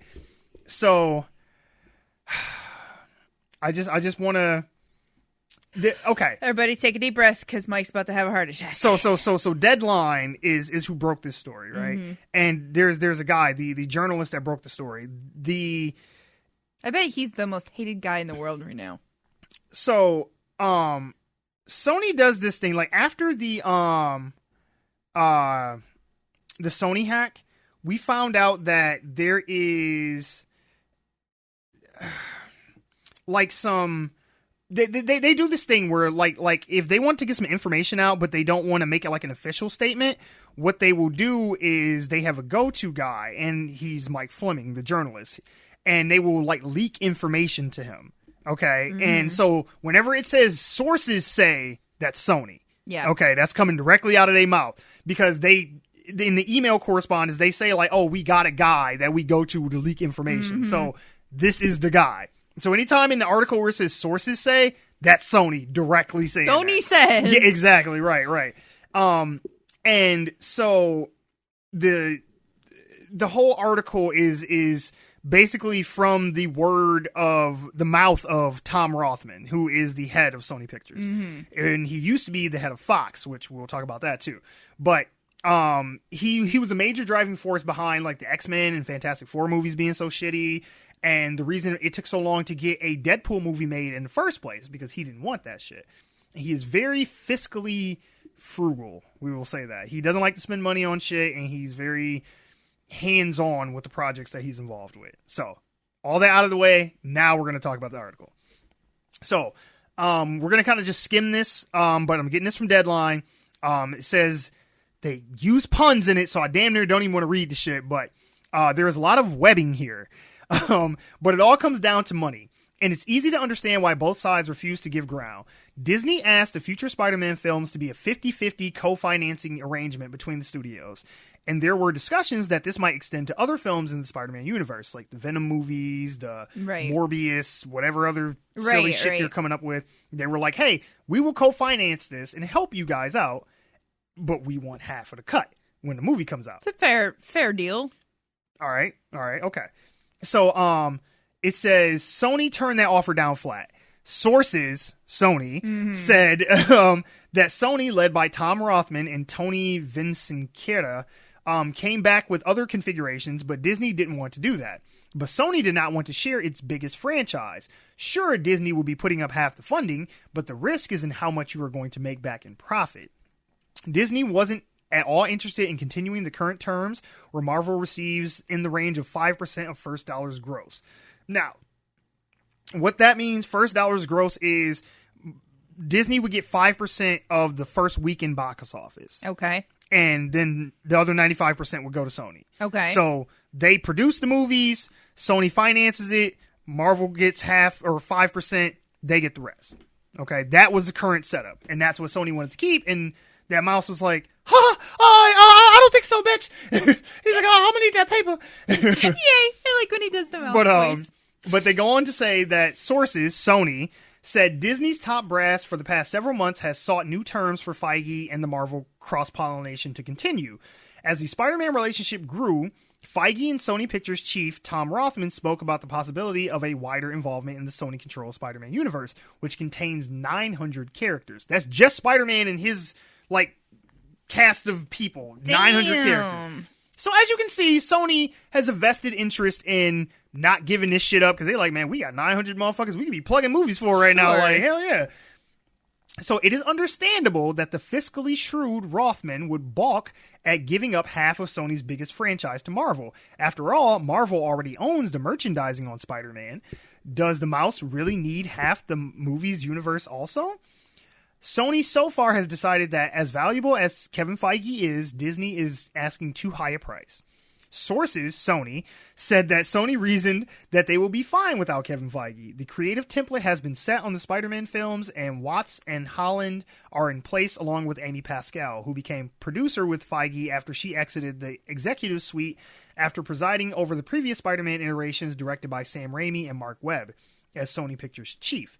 And sources, Sony, note that Venom was a problem picture and far from the polished product that grossed $856 million worldwide until Rothman himself spent a good long time in the editing room helping to get it there. The Venom sequel is well underway with Andy Serkis directing Tom Hardy, and there is Morbius with Jared Leto, Kraven the Hunter, and another spinoff with the characters Silver Sable and Black Cat, and a Sinister Six film that got shelved. Sony, which once felt the ticking clock of generating a Spider-Man film every 3 or so years to prevent a rights reversion to Disney, now has plenty of pictures to make, and the studio also won the Best Animated Feature Oscar for Spider-Man Into the Spider-Verse, a smash hit they made on their own.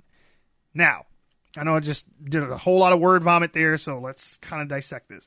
First thing, how you know that this comes from Sony is that there are a lot of praise to Sony. It's like, well, does Disney really need to have this? That can't they just be happy with this? And Venom was a turd in the wind until Tom Rothman came in and edited it in the bay and fixed it and made everything great.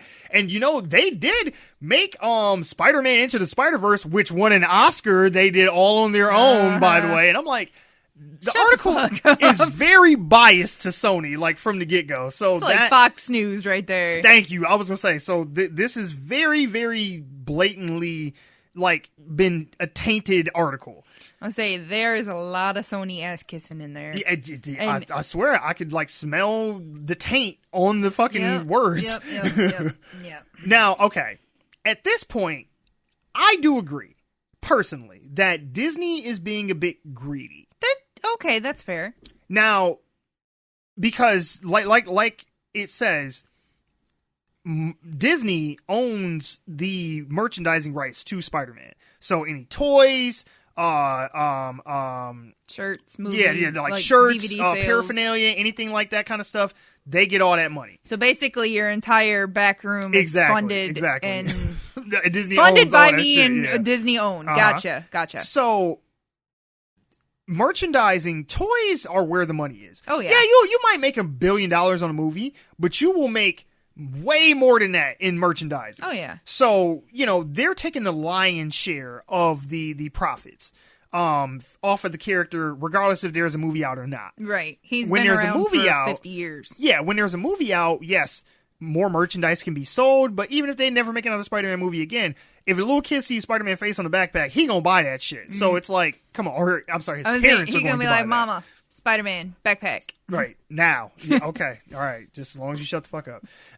So before I go any further, I don't want this to be my own personal ranting and raving. So I want to know, if you were in Sony's situation, do you think that it would be a wise move to walk away from Disney and the MCU, the whole 22 movies and 10 years worth of content that they have built up, to just say, we're just going to separate from that and do our own thing and we don't need y'all no more?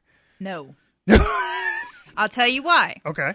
Because even though Disney was asking for half, that still gave Sony a good chunk. That is true. Also, who is the biggest monopoly right now?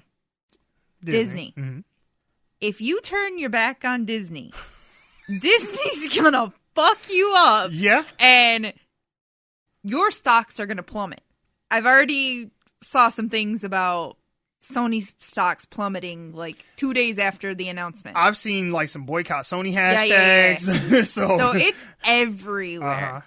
You have your stock plummet. What happens to companies when their stocks plummet? Bigger companies get to buy them for super cheap.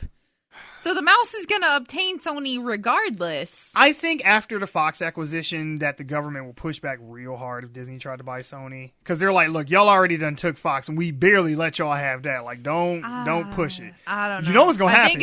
I think they're going to try. No, you know what's going to happen is Sony's going to be on some bullshit. They stock's going to plummet. There's going to be a hostile takeover. Warner Brothers going to swoop in and buy that shit. And then Warner Brothers is going to have Spider-Man swinging around with Batman Superman. And we're really going to be mad then. Have him hanging from the bat. So the you bat think plane. you was pissed off before. You just wait until they throw him into fucking Justice League too. You just watch. Yeah. Him and the Flash going to be cracking jokes. Suicide Squad. Oh, don't you dare. Right, the best was going to be like 89 Batman, where Batman comes through the signal. Don't. Okay, Benwah, I'm curious because I know that you're not a big Spider-Man fan or anything, but as far as like the corporate side of this, like what are your feelings about this? Because I know you are very anti-monopoly and not a huge fan of capitalism per se, so I'm really curious what your thoughts are about this. Okay, who currently owns the right to make those films? Sony, but not Sony itself as in the mother hub. Sony. It would be, what, Sobe?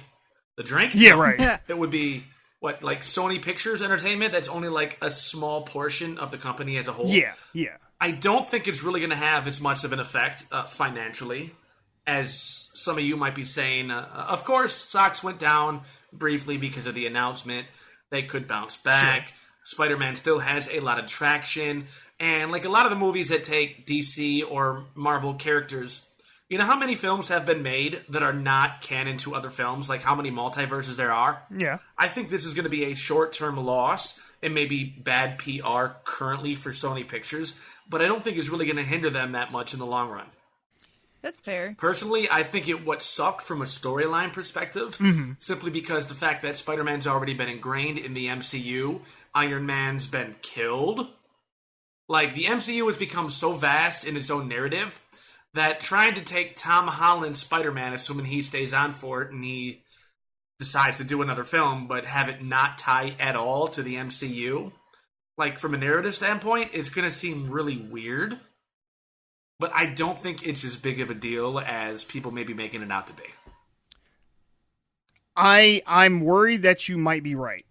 That's my biggest concern, because we know about this shit because we do a podcast, we talk about pop culture, follow movies and news and stuff like that. So we know, but most people don't know anything about this. They don't know like any of the behind the scenes stuff. Hell, if Spider-Man never pops up in an MCU movie again, most general audiences would just go, "Hey, wasn't Spider-Man in these movies? Isn't he an Avenger? What happened with that?" So like when the next Spider-Man movie comes out and there's no mention of the MCU or anything, they're like, "Wasn't Captain America or Iron Man supposed to be in this? Like, what happened to Nick Fury? Like, what?"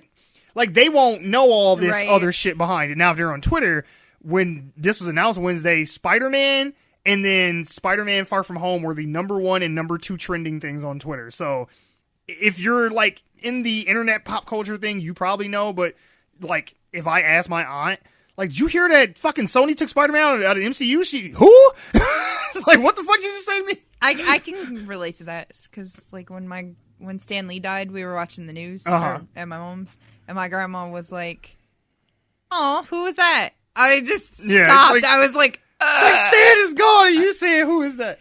Okay, so but yeah, I mean, you're both kind of right to a point. Yeah. Like and because people don't know, I think they're just going to be like, okay, it's a new Spider-Man movie, let's go see it. They're not going to be mad like we mad. They've already had 5 Spider-Man movies without the MCU. Yep. Mm-hmm. And I think that if another one is released, it's just going to go back to, okay, well, it's like Ben said, there's so many multiverses and universes going around where, okay, it's plausible to believe that Spider-Man's the only superhero. Mm-hmm. Because it's going. He's just there, He's just Spider-Man. But it's because what? No, it's that this is going to. Okay, this is really just outrage from the hardcore nerds, for lack of a better term, who are really invested into the source material. I'll say the 10 years from a narrative of the... standpoint. From a narrative standpoint, this will be against my sensibilities, not because I'm so far invested in everything that's gone on, but because I see 1 or 2 movies. I see movie number 3 that clearly has no tie-in. I will be one of those guys to say, well, wait a minute, wasn't he an Avenger? And more importantly, if you want to get specific into characters, where is Nick Fury and S.H.I.E.L.D.? Exactly. But as for everybody else who's simply going to want to watch a film because it looks cool or because they're familiar with Spider-Man, they're not going to give a shit. No. And so it may take a very brief hit, but in the long term, this is not going to affect either company positively or negatively. It's not going to... I think you're right, because I think in 2 years, when the next Spider-Man movie comes out, most people will have forgotten all about this and just be like, whatever. Yeah. And at the end of the day, Sony, or rather, Disney is a fucking juggernaut, like you said. Sony themselves not as big in the entertainment avenue, at least not when it comes to films. Right. No, but they're still going to be fine. Like, they're not going to be hurt to the extent that the parent company or like the head of Sony is going to be like, oh, blah, blah, blah, blah. No, because they still got James They're Bond pulling this too. Shit out of proportion. Oh, that's right. I don't know what other things they own. They have Bond, so they got that to fall back on too. I forgot that Bond was Sony. Which, speaking of, Spider-Man Far From Home, the most recent one that just came out, crossed $1 billion. Mm-hmm. And I feel like I'm having deja vu, because I feel like just last week or a week or two ago, I was just talking about The Matrix. Now we got a Matrix 4 announcement. And I was just talking about how Spider-Man made $1 billion, so he's probably going to stay in the MCU because they making money and the contract was up after this movie. And it's like they're going to renegotiate and they're like, hey, look at all this money we just made, y'all. Right. So we good. And now I'm back talking about it again, but on the complete opposite end of the spectrum. Skyfall, the last James Bond movie, was the highest grossing movie Sony had ever put out. This most recent Spider-Man movie is now their highest grossing movie ever in the history of the studio. More so than the first 3 Sam Raimi Spider-Man movies and the Amazing Spider-Man movies. The highest grossing Spider-Man movie ever made, and the highest grossing movie they've done, period. So they have a lot invested in keeping Spider-Man in-house. But how much of that was because his interaction with all of it, Marvel, all of it, because you got to remember, because and I've heard people make the argument like, I don't even like the way that they treat Spider-Man in MCU. Like, I feel like he's just playing second fiddle to Iron Man in his own movie and this, that, and the other. He need to go back to Sony so he can be his own character again. Who in their right mind has said that? Don't even get me started. It's a YouTuber I listen to. I love him to death, but they are so wrong about so much shit sometimes where I'm just like, I don't even know why I'm subscribed to your channel. But, but I will say this. You have to think back. We were pretty much done with Spider-Man. After the Amazing Spider-Man 2 came out, motherfuckers had washed their hands of Spider-Man completely. They had Jamie Foxx out here looking like a fucking Christmas light and shit. Yep. And Paul Giamatti in a big-ass like robot mech suit talking about he the Rhino and all this bullshit. Man, we were done with Spider-Man. Like, even me, and I love Spider-Man, I was like, man, I might have to take a break on this next movie because y'all are just running this shit into the ground. I have seen Uncle Ben die twice in the last 10 years. I cannot do another Spider-Man reboot. I am not going back to this bullshit. No. Same thing with Batman. If I see Thomas and Martha Wayne get shot one more in time, an alley one more fucking time, I'm walking the fuck out the theater. I'm with you. Like, it's that's crazy. This is my thing. See, and Stork, if you are listening to this, I blame you for this bullshit too. And I blame myself because we went and paid money to go see Venom. The success of Venom is why this is happening. Because they even said in the article, Venom made $836 million with the M dollars, almost $1 billion.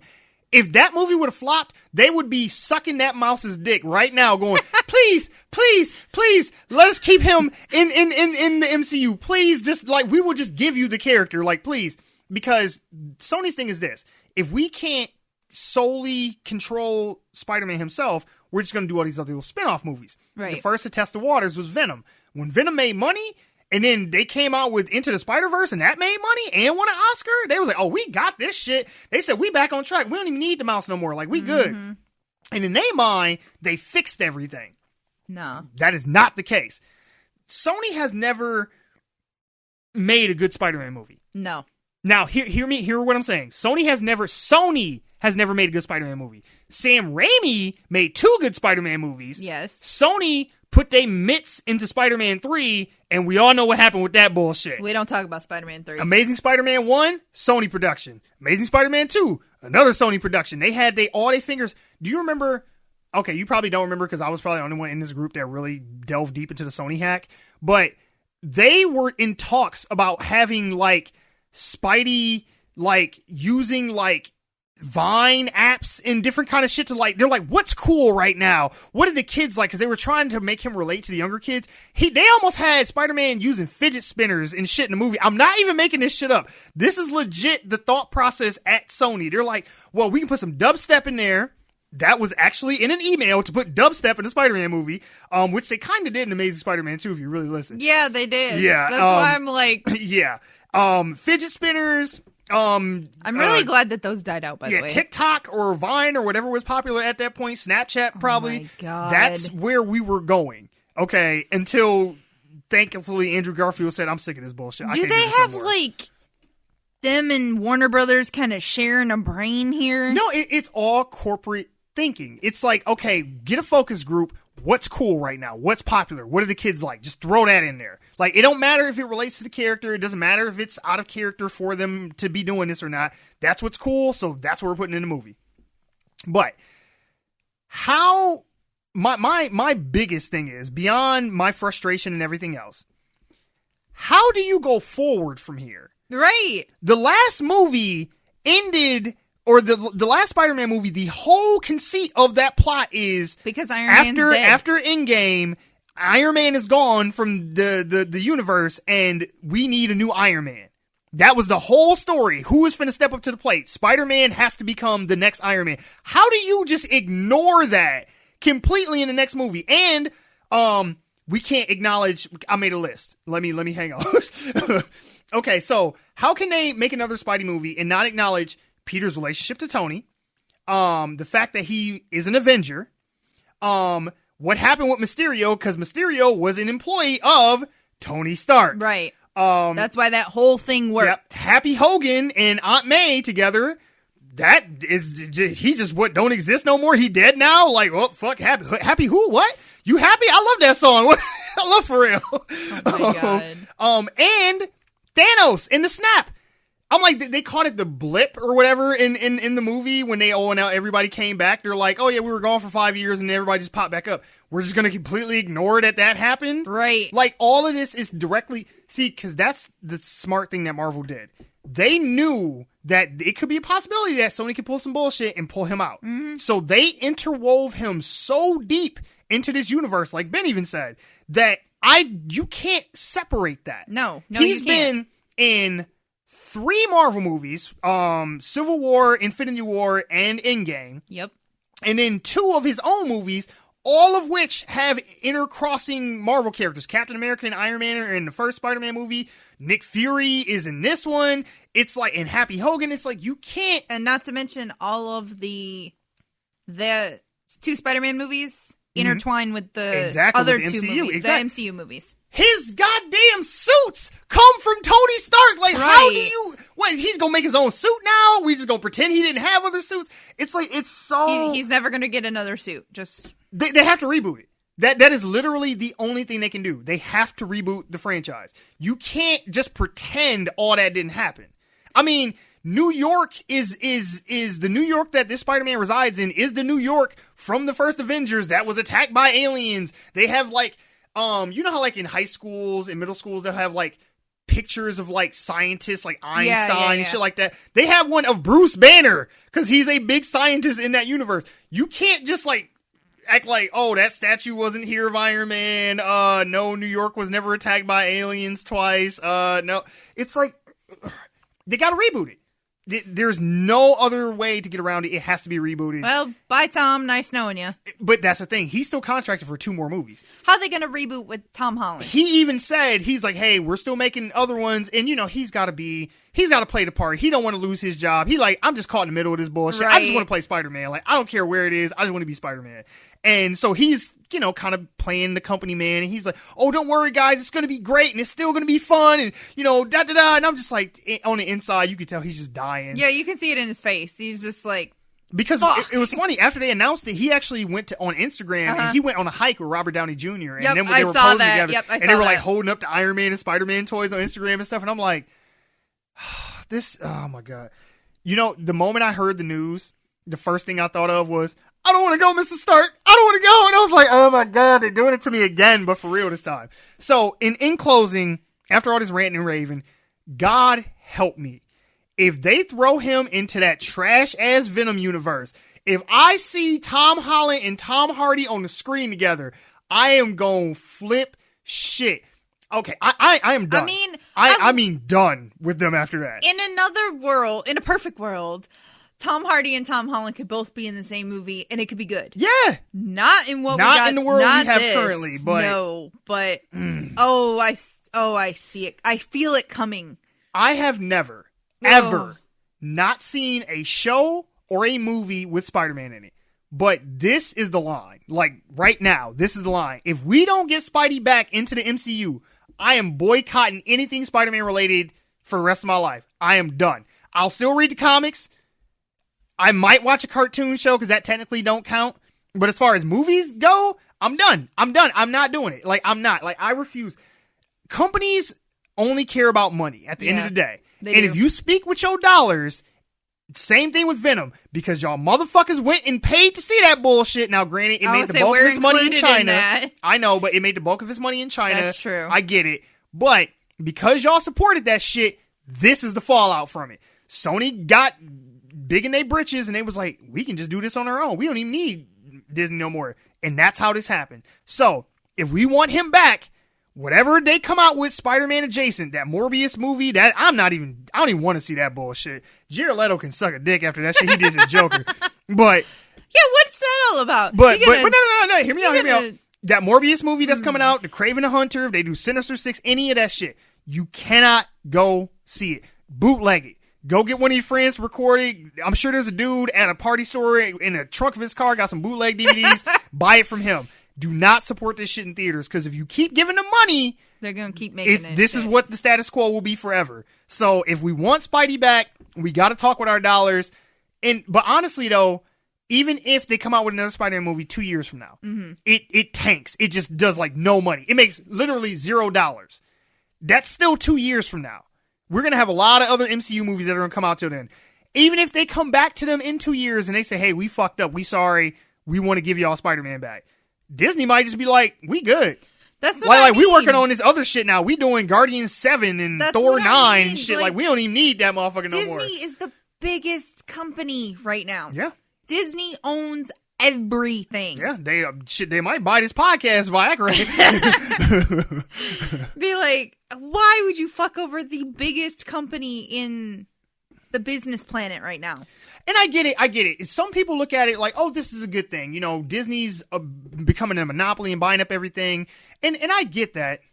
But I don't necessarily want Disney to own Spider-Man. I do. I don't need them to own Sony is what I'm trying to say. They just need the character. I just need, look, I'm sorry, because this is what people aren't understanding. Warner Brothers don't have this kind of problem. Right. Because they bought DC outright. Right. So they own every DC character. Warner Brothers ain't splitting up Batman with Fox and all this other bullshit. They got everything. Right. So why is it a problem to want Marvel to have all their characters. I know Sony bought it fair and square, but I'm like, Disney, just get them like $20 billion, buy fucking Spider-Man from them, and you good. Then like, we don't have this problem. Look, because even if they make $1 billion Spider-Man movie, if you give them $20 billion, that's like, you got to make 20 of these before you will make what we finna give you for it right now. And that's not like another. Disney doesn't have it. Yeah, right. And that's like 20 years of movies right there. Like, come on. Like, just give us the character. Just do it. You bought The Simpsons and Family Guy and shit. Just buy Spider-Man too. Goddamn. Anyway, I'm done. But I'm dead serious. If we don't get this shit resolved, and I mean soon, I'm done. I would have to divorce myself from Spider-Man. So. Damn. Shots fired. Yeah. Okay, now I need everybody who out there listening to this right now to do what Mel did not do. Back up the audio of this podcast, because I'm going to open up a pool for how long until Mike goes and sees a different Spider-Man film. I was waiting for that. Right.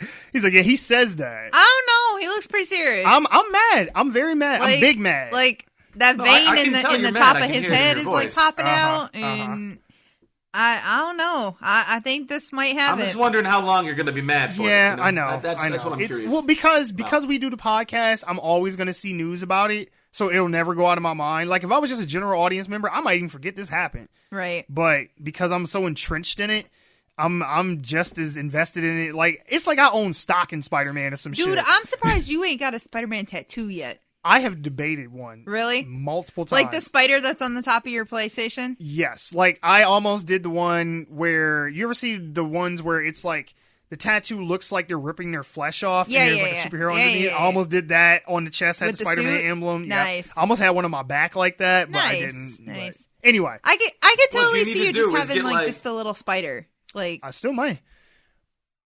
No, get like Spider-Man's open wrist, like on your dick, so when he's shooting out webs. Nice. I saw one like that. Get a web shooter that goes from like had my balls Hulk to the tip. Yeah, he had his hand. Was like his hand, and then it slowly faded to green, and they like made it look like the Hulk's hand. That's kind of cool. Somebody commented, and they're like, "Dude, you know the Hulk will forever be jacking you off, right?"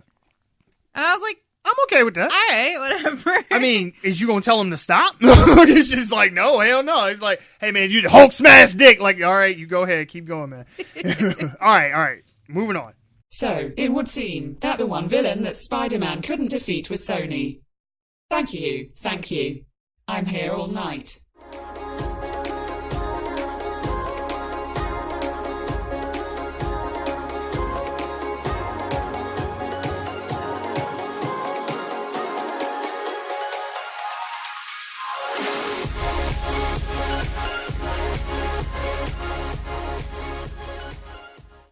Welcome to Benwah's Wabbit Hole. It's where I, Benwah, give you a brief synopsis of the random things I found interesting on the internet. Some of these things may be further elaborated on in future podcasts, but I'd recommend you dig deeper for yourself if you're interested. The views and opinions expressed in the Wabbit Hole are those of Benwah's and Benwah's alone, and do not necessarily reflect the position of any member, affiliate, or future sponsor, despite us not having any, of the One Giant Leap for Geeks podcast. Have you ever heard that while sleeping, spiders crawl into your mouth and wound up digested? That you may unknowingly eat 7 or 8 spiders in your lifetime? Yeah? Well, that's bull. Now, having a brown recluse stuck in your ear? That did happen to one woman in Kansas City, Missouri. Susie Torres was plagued with a swishing noise that just wouldn't go away. Assuming it was water, she'd eventually had enough and decided to see a doctor. Luckily for her, the spider was pulled out without biting, as the brown recluse is venomous and can destroy skin tissue or cause problems even worse if untreated. While George Carlin may have passed away over a decade ago, his legacy as Rufus may live on in his daughter Kelly Carlin, who a week and a half ago made the announcement on social media that she had been cast in Bill and Ted's Face the Music.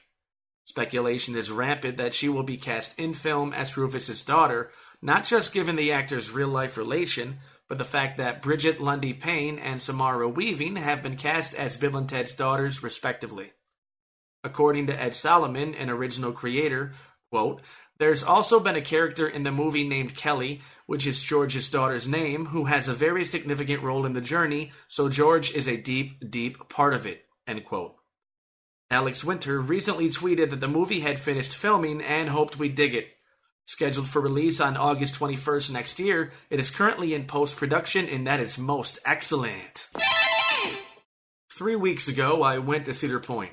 If things go as planned, I'll be going to Cedar Point again next year. That would just so happen to coincide with their 150th anniversary. Opened in 1870, Cedar Point plans to celebrate 150 years by offering a new Gold Pass, which would grant holders unlimited visits to both Cedar Point and Cedar Point Shores Water Park for the entire 2020 season.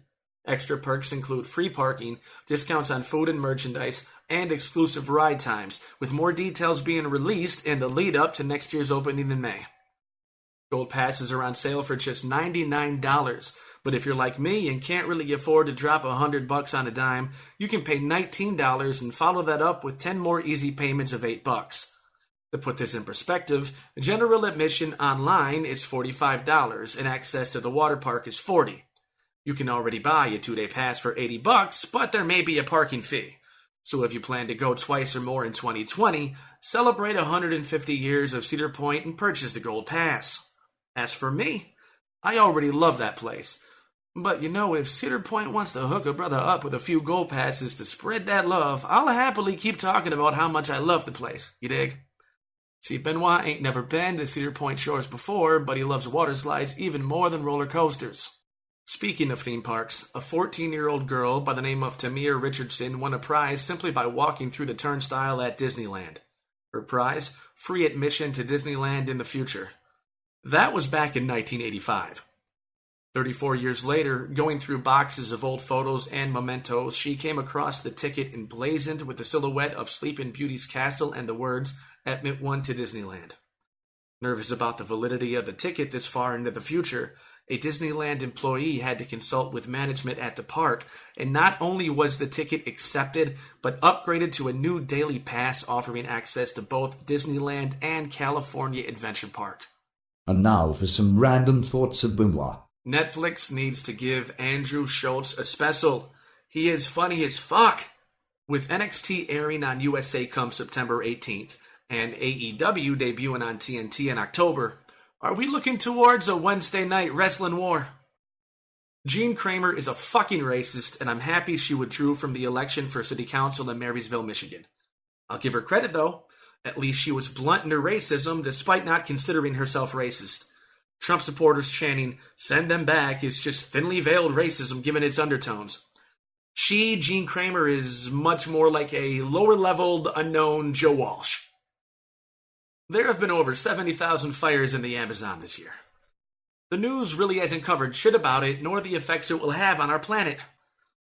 President Bolsonaro of Brazil needs to pull his head out of his ass. This is not about his ego nor his nationalistic pride. This is about a living, breathing ecosystem which houses multiple species of animals and plants, and hell, people live there too. Now, all life on Earth needs the Amazon rainforest as it is. Not just the land itself, which you exploit, having opened it up to those who deforest it for profit with your policies. And you should accept all assistance necessary from all others, world leaders, or independent and willing when it comes to preservation of the Amazon. It belongs to the planet, not any sovereign or otherwise collective of individuals, the indigenous people living there aside. If a person would rather bleed out than accept first aid from another because they feel personally insulted, then they can die, but they should not be dragging others down with them. Fucking get over yourself. And that's all I gotta say about that. And now back to your regularly scheduled... Stop. Like seriously, we're not going to acknowledge the other brand fucking new AI gag. We're going to act like that didn't just happen. You know what? Fuck this, I'm out.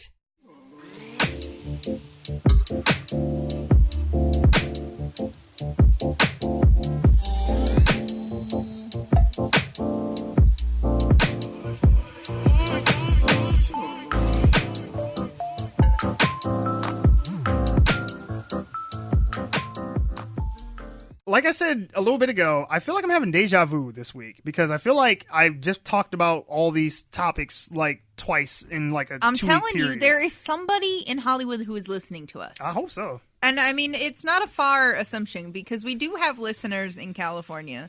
And I'm pretty sure that somebody in California has got us on in like the background of a party or something, and some big shot is like, "Hey, that's a good idea. We're gonna take that to the studios and we're gonna work on it." And that's why you're hearing shit. I'm telling you, I feel like something's going on. it's got to be. So the reason I say this is because we just did a whole episode about The Matrix turning 20 Right. and about the original film. Right. Then we talked about The Matrix being re-released in theaters again this month. And now we are talking about them making a Matrix 4. So apparently Keanu Reeves is riding that Keanu-san's wave all the way to the bank because he like... Maybe it's him. something. Dude, how cool would that be? I feel like Keanu Reeves probably listens to podcasts. Maybe. I'd believe it. I want to believe he did. Let's just say friend of the show, Keanu Reeves. We'll just Sources say. Right, exactly. Sources say. But I'm getting this story from Variety. Says Lana Wachowski is set to write and direct a fourth film set in the world of The Matrix, with Keanu Reeves and Carrie-Anne Moss reprising their roles as Neo and Trinity, respectively. Hell yeah. She said, we could not be, or I'm sorry, the head of Warner Brothers, Toby Emmerich, he said, we could not be more excited to be re-entering The Matrix with Lana. Lana is a true visionary, a singular and original creative filmmaker, and we are thrilled that she is writing, directing, and producing this new chapter in the Matrix universe. In addition to Wachowski, the script is also being written by Alexander Hemon and David Mitchell. Wachowski is also producing with Grant Hill. Sources say not that Grant Hill. Sources say the film is eyed to begin production at the top of 2020. All right. Plot details are currently unknown as how the role of Morpheus will be handled because, as far as we know, Lawrence Fishburne's not signing on for the fourth one. So I was kind of like, question mark, what's going on with that? But originally, Morpheus originally played by Lawrence Fishburne. Some sources say, not Sony, that the role may be recast for a younger take. Now, many of the ideas Lily and I explored 20 years ago about our reality are even more relevant now. I'm very happy to have these characters back in my life, and I am grateful for another chance to work with my brilliant friends, Wachowski said. So, let's address the elephant in the room. Have you guys seen all three Matrix movies? I have. T-Money has not. Okay. And I don't know about our studio audience. Okay, what about you, Benwah? 15 years ago. Oh my Okay. God. But still, though, but you've seen All the three of them. Yeah. Yeah. Okay. So, spoiler alert for 15, almost 20-year-old franchise. Neo and Trinity both die at the end of the last movie. Right. So, I'm not really sure what this next Matrix is going to be. Now, you can make an easy argument for, Neo is some Christ-like figure. This is going to be like, they're going to call it like Matrix Resurrection. And then, we'll bring Neo back. He's already come back to life once in the first Matrix movie. Right. So, that's totally plausible. Trinity is a trickier, thing. Because it's like, well, how do we bring her back? Like, she was not like the one, and she didn't even die in the Matrix. She died in the real world. So it's like, well, how do you fix that? Maybe they found a way to revive her. Oh, she looked pretty fucking dead. She did. She had like spikes in her stomach or some crazy they shit. Pulled Yeah, like a get out kind of thing and like transplanted her brain. And I mean, it's it's not a far stretch. We are talking about the Matrix. You know here. what? You could make the argument that the machines found her body, took her consciousness, put it into like a new body or a robot body or some shit. But whatever. Like Who knows? I don't know. That being said, though, there's no Maybe word. she'll come back as memories. Maybe. There's no word on when the movie's going to be released. But I'm a little bit worried about the Wachowskis not doing it together because it's just one of the sisters. Yeah. And they did all three movies together. Actually, every movie I think that they've done together. So this will be the first thing, as far as I'm aware of, that they've done separately. So I'm not really sure why Lily and Lana split on this one, or if it's, maybe they were just like, hey, I just want to do it, but the other one didn't really want to. Like, I don't know. Could be it's been too long. I mean... True, but at the same time, they not making shit else since 8 got canceled on Netflix. They not making true. Speed Racer 2. You ain't finna see Jupiter Ascending 2, so it's like, hey, what else is they doing right now? They actually closed a production company because they didn't have anything coming up, and then now this. What do you guys feel about... Benwah specifically, what do you feel about Lawrence Fishburne not playing Morpheus? No, we don't know if he's not, but as of right now, he's not on board as of yet. Well, there's a couple of things I wanted to bring up that were not involving Lawrence Fishburne. Sure. Both of which are rumors. One being that this will just be a true sequel, which doesn't make a lot of sense since Neo is dead, unless there's going to be some other chosen one, because the end of the third film shows that humans and machines can coexist. Right. Two, I want to ask you, did Neo really die in the first one and get revived? Because I don't remember that happening at all. Yeah, because all the way up until he dies, he doesn't believe he's the one. Because once Trinity cries on him. Once he goes to the Oracle, she's like, "Oh, you got all the skills, but it's like you're waiting for something." She's like, "You're not the one." And so he goes to save Morpheus. He fights Agent Smith or whatever. He's like running through that hallway trying to get to the phone. Smith opens the door, shoots him in the hallway, and he dies. Trinity kisses him. Then he wakes back up. That's when he does the no and stops all the bullets and shit. Okay, it's been so long. I didn't know. I know, it's been a while, yeah. Also, word is Michael B. Jordan is going to be starring in the supposed reboot. And there's a rumor going around that he is actually going to play the younger Morpheus. Yep, I heard that too. Yep. So this fourth movie could actually be a prequel.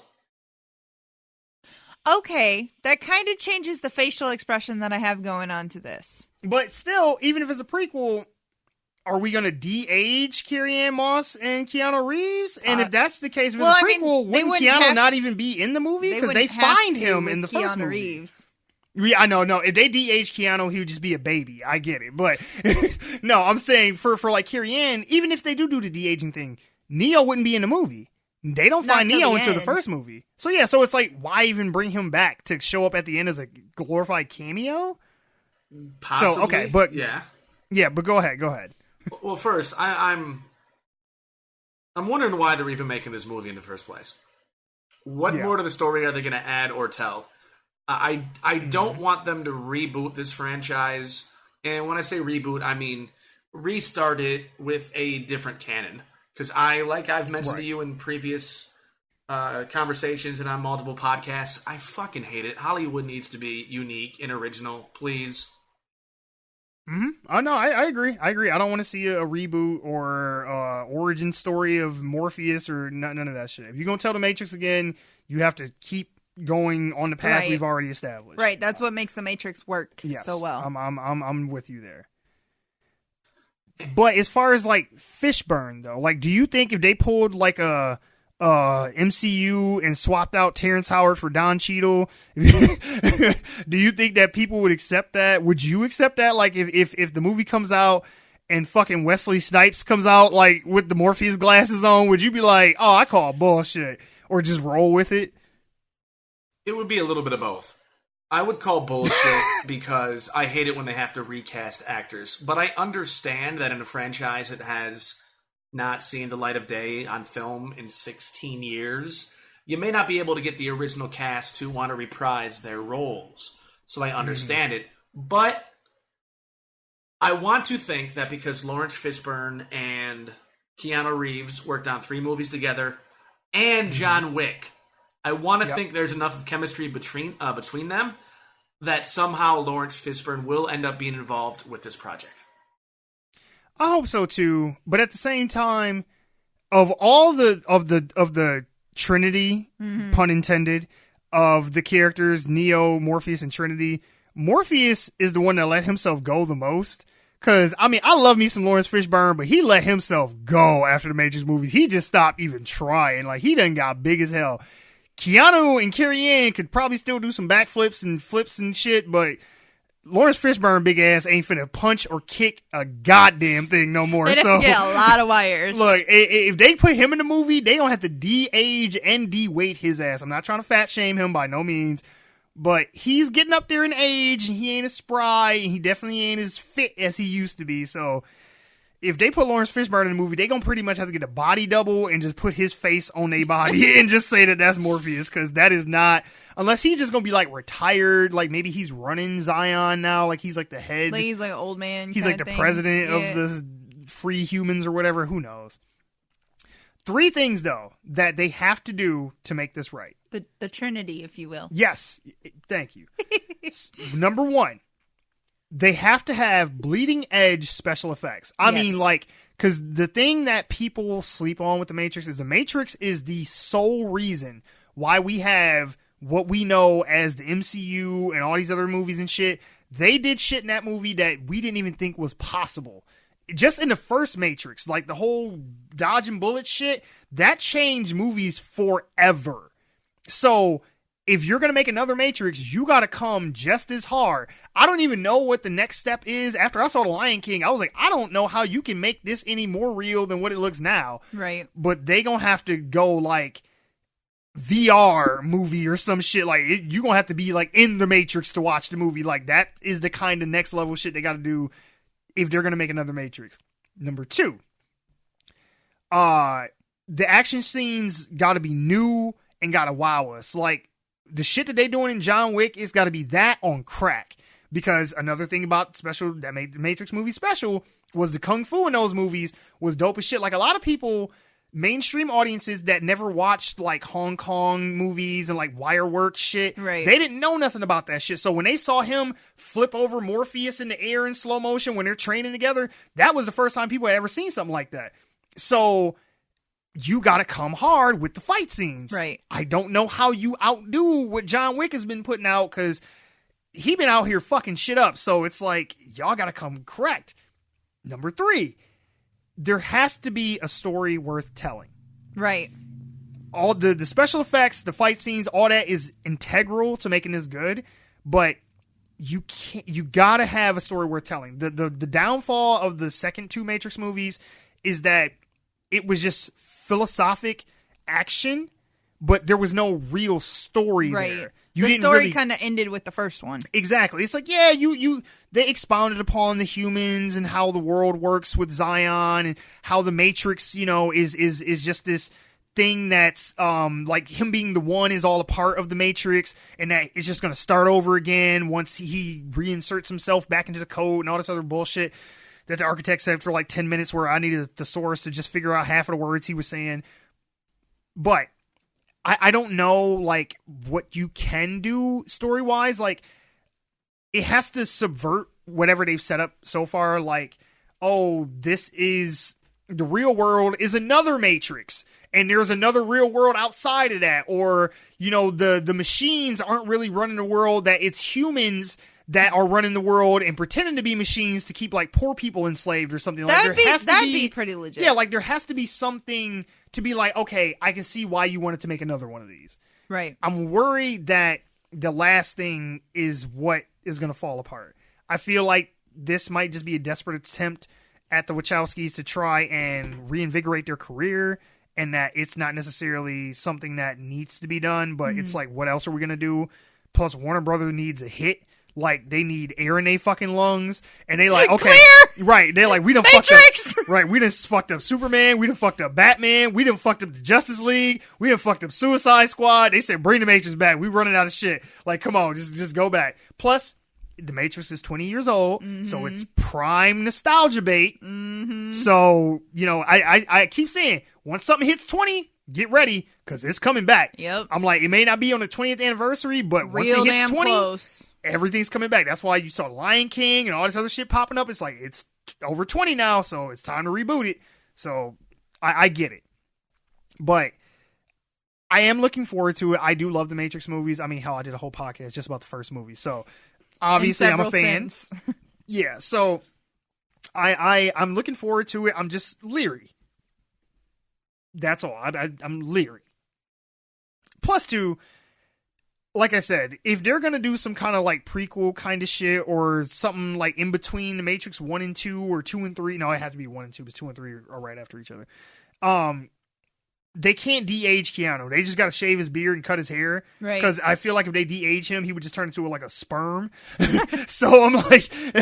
we give him the bowl cut like he had in Bill and Ted. Exactly, yeah. So I'm like, leave him alone, de-age everybody else if you're going to do some earlier shit. But I am on board with Michael B. Jordan in pretty much anything. If they made Michael B. Jordan Neo, I would still go see the shit. I'm definitely down for that. So I like me some Michael B. Jordan. I'm a fan. Any last thoughts on The Matrix before we jump off? No. There were a couple short films, and there actually was a an MMORPG that came out in 2005 that actually was a sequel in sense of the story of the Matrix. So perhaps I forgot this about film that. can somehow be tied into those, or they kind of use those as somewhat of a source material to explain what's going on. Because Neo's dead. Neo sacrificed himself as like part of the treaty between the humans and the machines. So I really have no idea where the hell they're going to be taking this.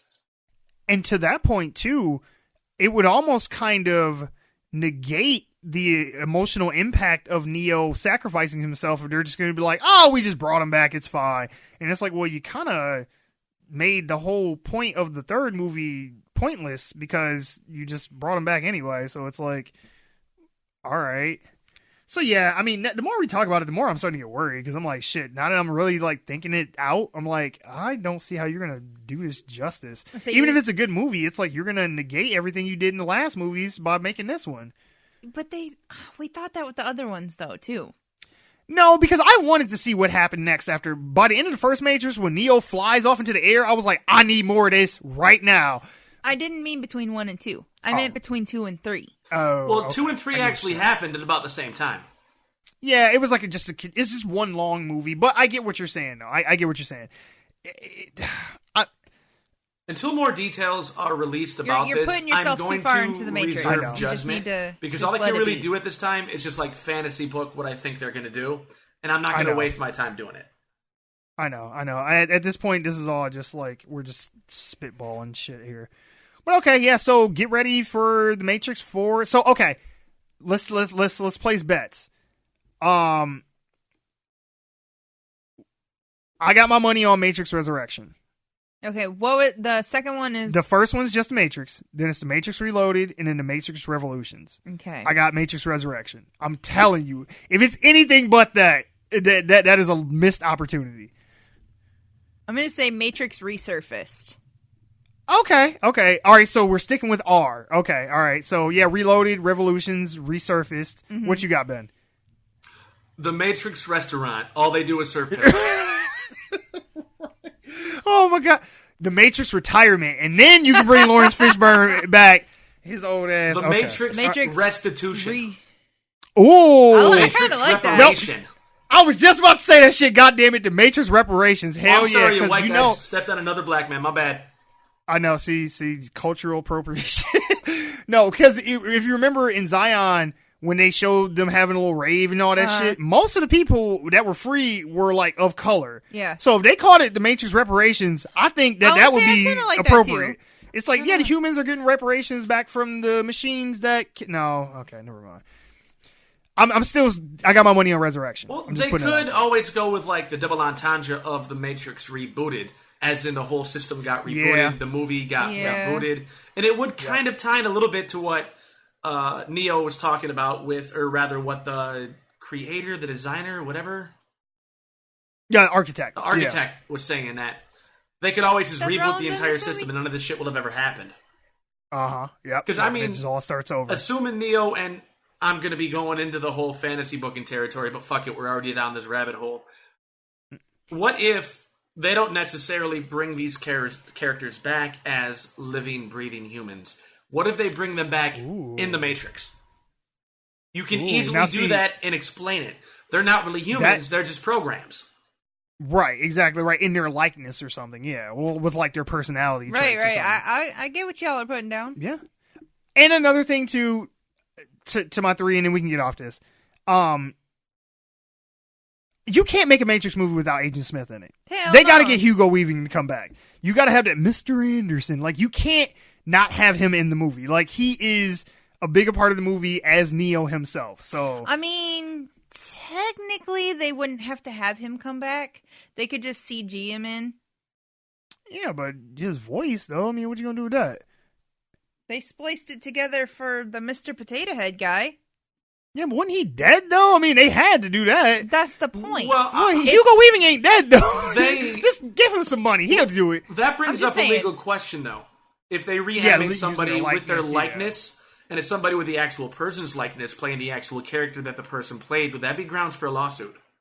Right. Like they had to cut him a check one way or another. Oh, no. I mean, they did it in Fast and the Furious. Yeah, but they had the permission of his family, and Paul Walker was dead, That's so true. he ain't finna sue nobody. That's true. Plus, they had his family's permission. That's true. Hugo Weaving is very much alive, and if they use his likeness, they got to cut him a check, so they might as well just put his ass in the movie. So That's true. just saying. Fair enough. But all right, moving on.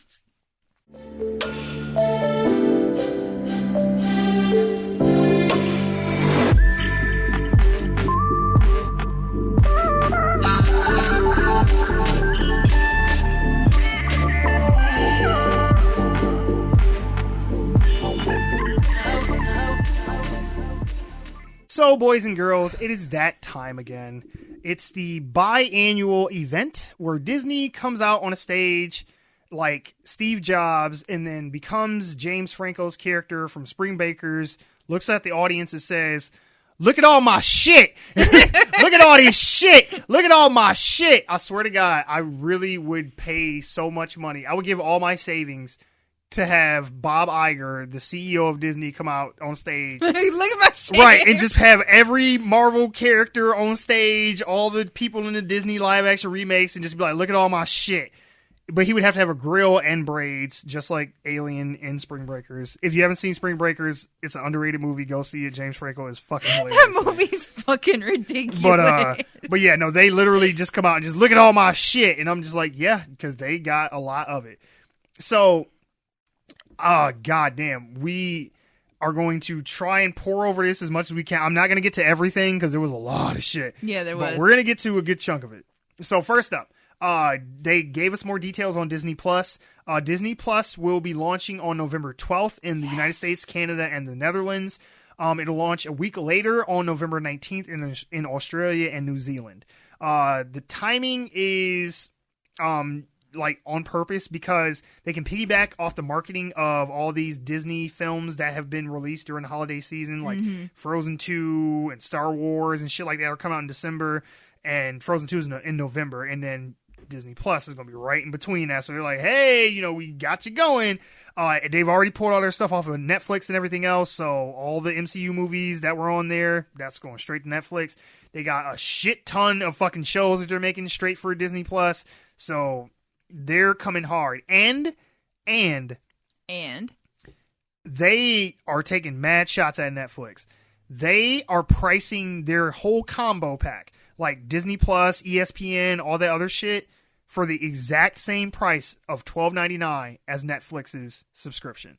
So you can get Netflix. Okay, so Netflix is out of November 12th, you said? Yep. Okay. So you can have Netflix for $12.99, or you can have Disney Plus, Hulu, ESPN, National Geographic, and like 3 other things for the same price.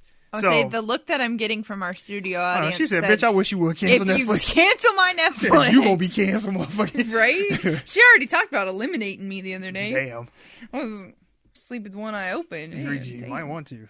And then not only that, they gave us a release date finally for Black Panther 2. I know. Because I was starting to wonder. I'm like, okay, now we brought him back from the snap. Now, when did y'all gonna start talking about his second movie? Because, I mean, that was like a sleeper hit. Like, Marvel did not know what they had on their hands when they put out Black Panther. They did not understand the cultural impact that movie was going to make. Right. I don't think in their wildest dreams they thought Black Panther was going to make $1 billion. They probably thought it'll make Ant-Man money at best. But Black Panther made buku bucks. So, of course, people were like, hey, where's Black Panther 2? Now they finally gave us a release date. You can expect it on May 6th, 2022. Ryan Coogler will be back to direct, thankfully, giving it the needed elements to succeed all over again. Marvel did stay quiet about Black Panther 2 for a while, right up until the explanation at D23. It was probably done deliberately to keep everyone like, ooh, are they going to bring up Black Panther? Because they didn't bring it up at Comic-Con either. Martin Freeman, he had made a comment about it recently. He said that he figured that the shooting date would be sometime in 2021. Now we know that, he was right because it's coming out in 2022. So, yay, more Black Panther. Hooray. That's always a plus. It's funny, we are getting a dog, and I was going to name him T'Challa after Black Panther. But The dog is a golden doodle, and it looks like it deserves a white person name, so he's Peter Parker instead of T'Challa. So, there. My dog will be named Peter. That's not meant to be racist, but I felt like it sounded like it was. You could name him M'Baku. No, hell, that's an even more black name than T'Challa. God damn. But it looks like it would fit him. I might as well, look, you couldn't get more black than M'Baku unless I just made a bunch of clicking sounds with my tongue, all right? Exactly. Damn, Exactly. So I'm like, T'Challa was okay, M'Baku is real. I got it. Okay. You should name him Bucky.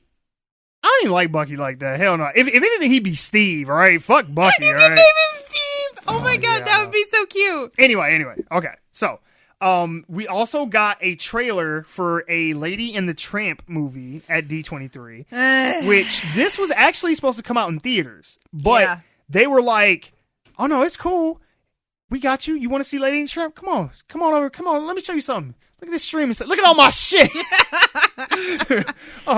No, they're like, no, we finna get y'all with this streaming service shit. So they're like, yeah, we already got the Marvel shows that are coming out on Disney Plus. Mm-hmm. Now, if we put a movie on here too, that just flat out, bam. Because people are riding this wave of Disney live action remakes. I didn't even know that they were making Lady and the Tramp. I was like, really? I found out about it a week and a half ago. Mm-hmm. I heard rumors, and then I saw the trailer for it about a week ago. And I think that's when I sent it to you. Yep. Mm-hmm. Mm-hmm. And I was like, all right. What else are they gonna remake? Yep. I mean, they're digging real deep for some of these. Yeah. Well, it's funny too because next we'll have the live action Bambi, and yes, give it time. They made Yeah, Dumbo. I'm sure. They Yeah, making I'm sure. Bambi. They made Dumbo, Jungle Book, and Lion King. Bambi is on the fucking way. Trust live me. action rescuer. Yeah. Actually, that'd be pretty cool. I'm not gonna lie, I'd go watch that one. Yeah. But watching the trailer to Lady and the Tramp though, I didn't even like. I am so conflicted. I don't get it. Is it CG or is it real dogs? I think they're real dogs because there was. So is it just CG when they're talking? Probably. Okay, because I was looking at it and I was like, God damn, this looks like photorealistic on a whole new level. I'm like, that is crazy. No, I think I saw somewhere they are real dogs. Okay. Because Disney had bought the dog that's supposed to play the Tramp. The Tramp, yeah. It was funny because it wasn't until I was like a teenager that I realized that he was the Tramp.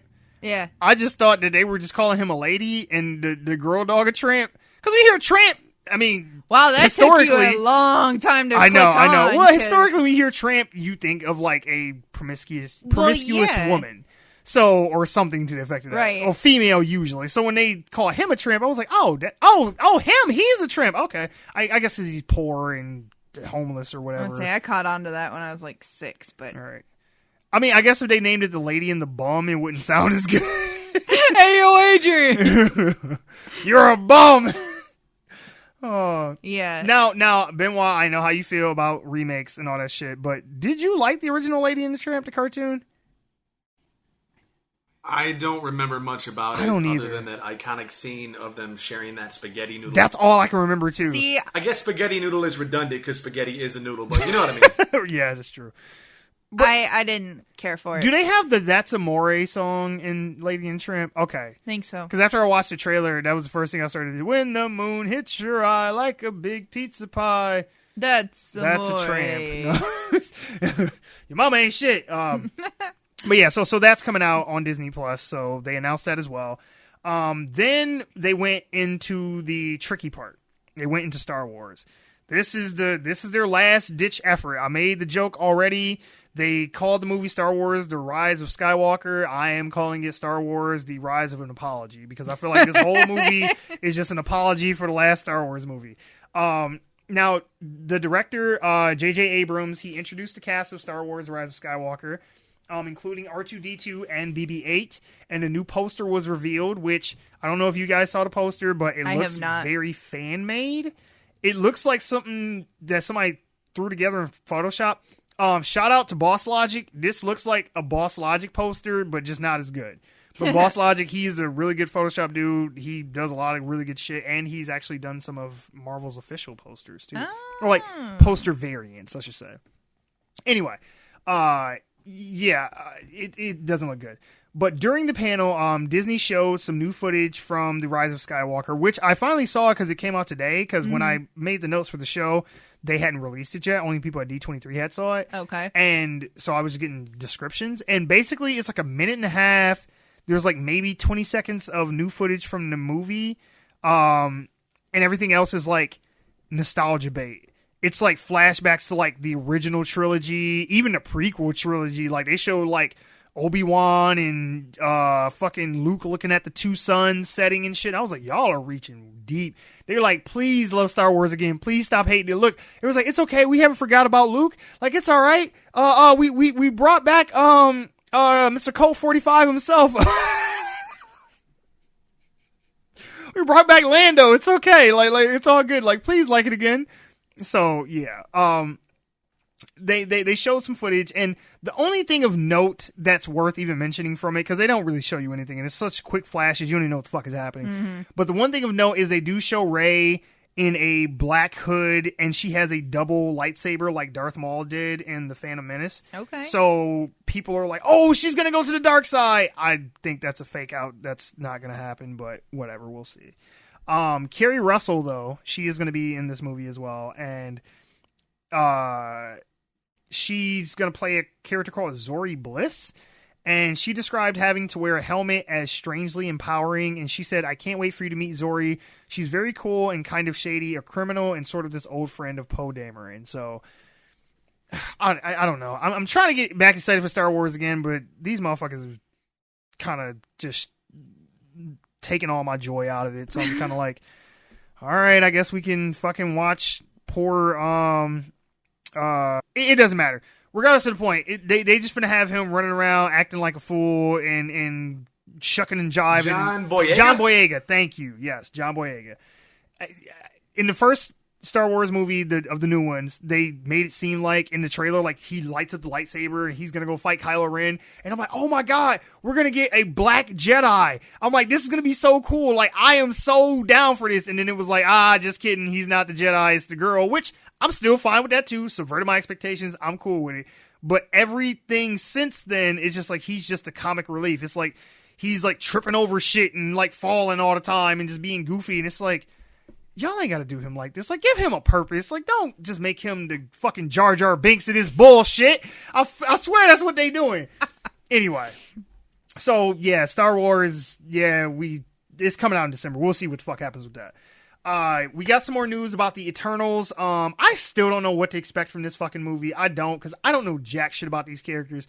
Like, remember when they said the Guardians were coming out and everybody was like, what? The who? Who? Right. Just like in a movie where he's like, Star-Lord, who? Like, yeah, like, that's what literally the entire world was like, Guardians of the what? Now everybody loves them. I feel like they're trying to do that with this, where they're like... Trash Panda? Yeah. Right, where they're like, no... It's the Eternals, and we're like, who? And they're like, you just wait, it'll be great. Some people think that this is their way of they're gonna use the Eternals to work the X-Men into the MCU. Okay. Like, this is gonna be their gateway to that. Okay. I don't know anything about the Eternals, so I don't even know how that would happen, so we'll see.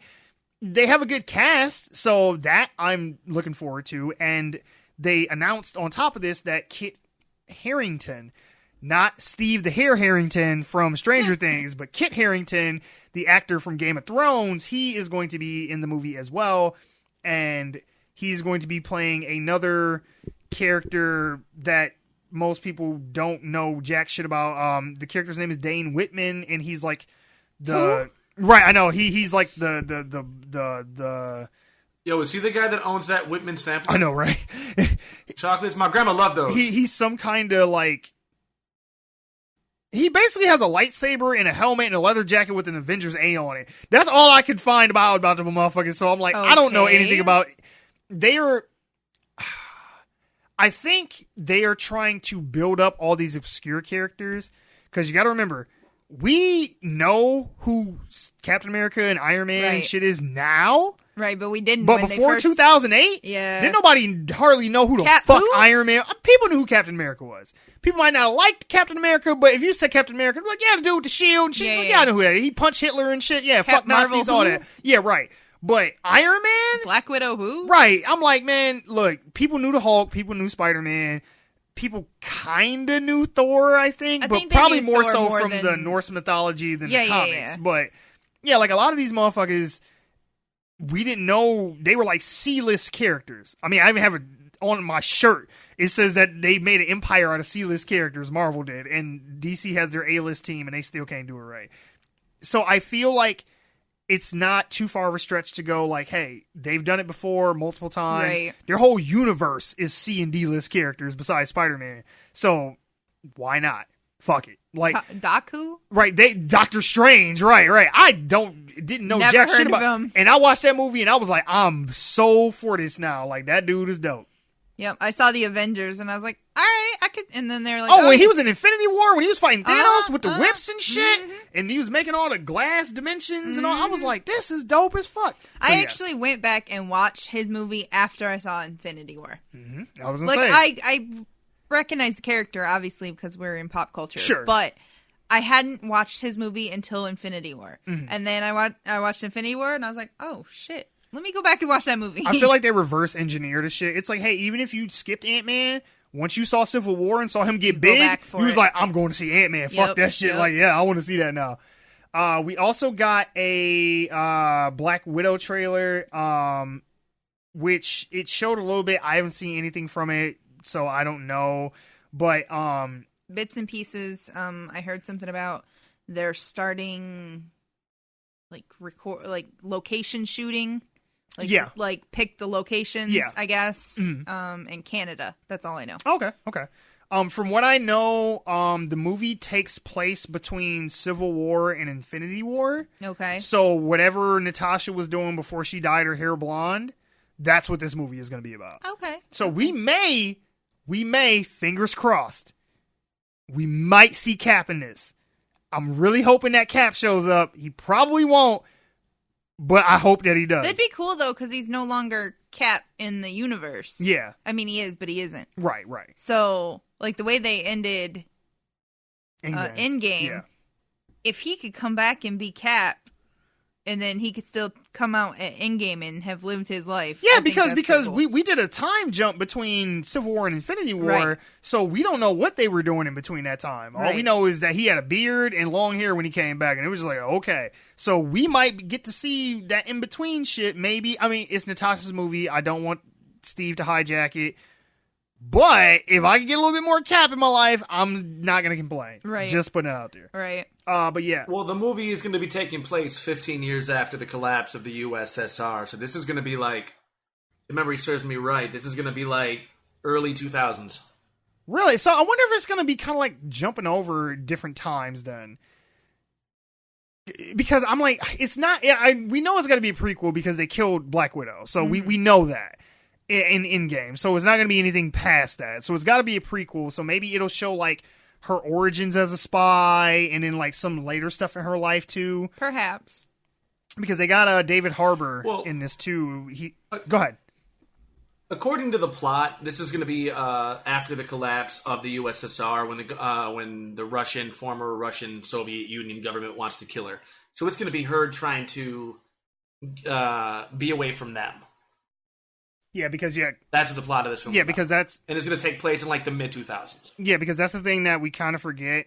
Because Scarlett Johansson doesn't even try to put on an accent for Natasha. She is a Russian spy. So presumably she should, have some Russian ties and some shit that is going to come back after her leaving that. So that would make sense too. I was just always like, every time they talked about making a Black Widow movie, I was just like, why? I'm like, you make superhero movies and she and Hawkeye are the two characters that don't have powers. They did the right thing with Hawkeye and they gave him a show. I'm like, give Black Widow a show. I don't necessarily know if we need a Black Widow movie. I think I would rather a Black Widow show. Yeah. Kind of like the I feel whole like they've been Agents of promising S.H.I.E.L.D. this for so thing. long that they're like, we gotta make it or motherfuckers gonna call us bullshit on us. Because I'm like, yeah, I don't know. But yeah, so they show some stuff from that, and that's going to be coming out on May 1st, 2020. And then we got a look at...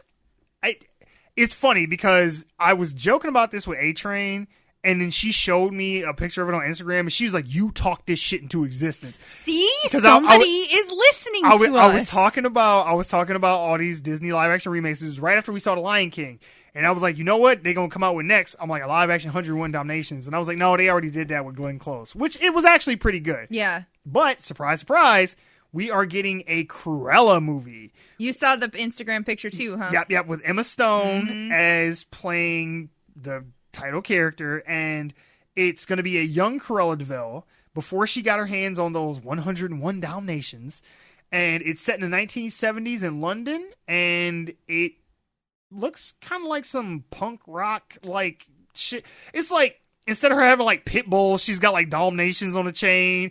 She's got like two of her like, I don't know, hype men in the back, like leaning on a bicycle with some bullshit. It's the two that stole the puppies. Yeah, I know, but they are her hype men in this shit. The puppies ain't involved at this point. I know, but it's the same dudes. I know, but I'm just saying. I like to call them hype men. Can I just do that, please? I suppose. But yeah, she's like in like a back alley of some like abandoned building or some shit, and I'm just like, I don't know what this is going to be about, but all right. I mean, I don't know who was clamoring for a Cruella de Vil movie. Like, if the dogs aren't in it, which apparently they're going to incorporate the dogs some kind of way in it. I don't really know what story there is to tell with her.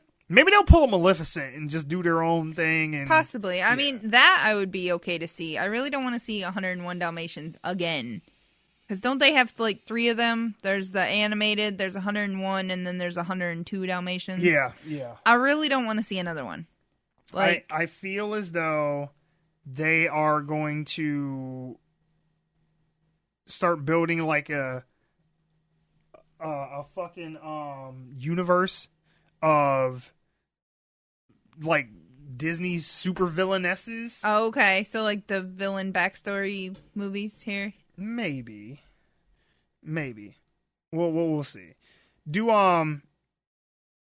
we like fucking 101 Dalmatians though? I didn't care for it. Yeah. Do you like 101 Dalmatians, Benwah?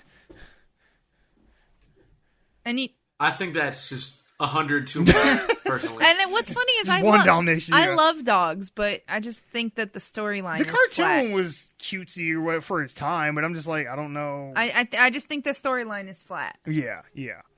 And then for the final thing that we got out of D23, not the final thing, but the final thing we're going to talk about is the other Marvel shows that they announced. Now, we already knew that they were coming out with the Falcon and Winter Soldier. We knew about WandaVision. Movie. Yeah, the Hawkeye show. And now we are getting 2 more. Says Kevin Feige came out and he said that they are developing a Moon Knight show, which people have been clamoring for Keanu Reeves to play that character. People want Keanu Reeves in MCU, and it was like, oh, he should play Moon Knight. Another character I know dick about. From what I've researched, he has a split personality, and he's crazy, and he has powers that were given to him by some Egyptian god. So that sounds very Keanu Reeves. Yeah, there's that. So it kind of sounds Deadpoolish a little bit to me because he has like the split personality. So I was like, no, because like you said, split personality, and my brain instantly went like. Oh, like Split. Oh, like right. Or like Glass, but not bad. Right. So I'm down for that. Okay. And then they're also developing Miss Marvel show, not Captain Marvel, Miss Marvel, who the character is Kamala Khan, which she will be the first Muslim superhero character that we have seen in the movie. All right. She is the first that was in Marvel Comics.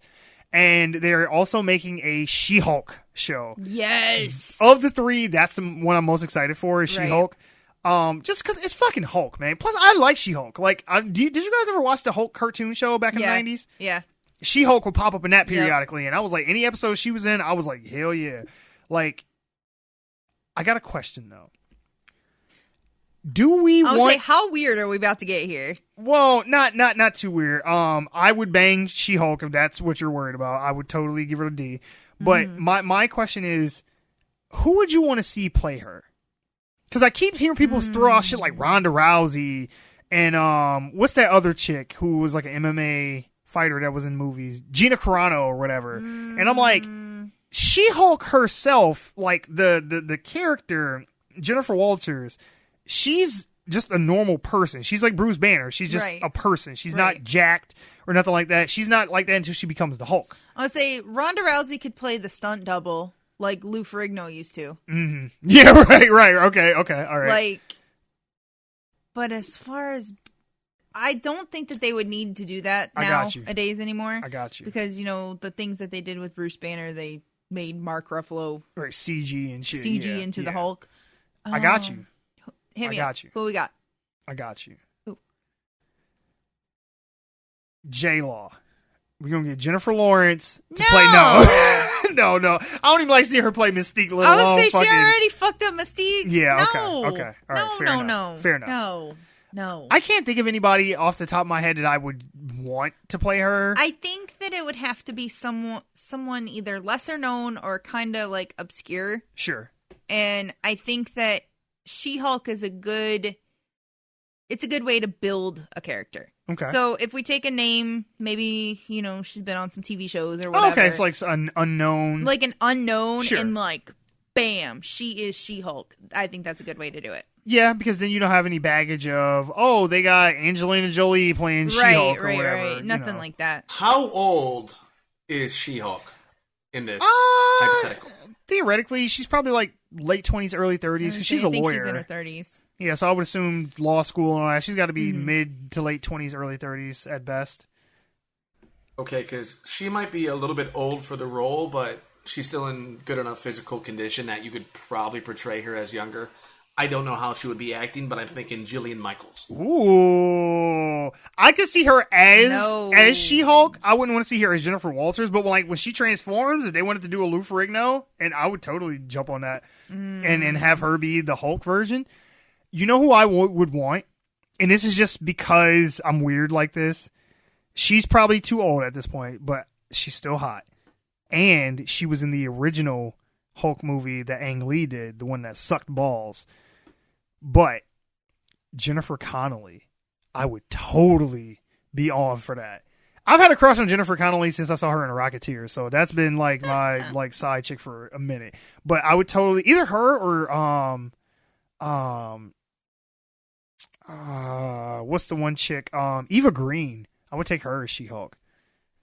Now I'm just thinking of people I just want to have sex with to be She-Hulk at this point. So yeah, either her. Sofia Vergara. I would take that as a She-Hulk. No.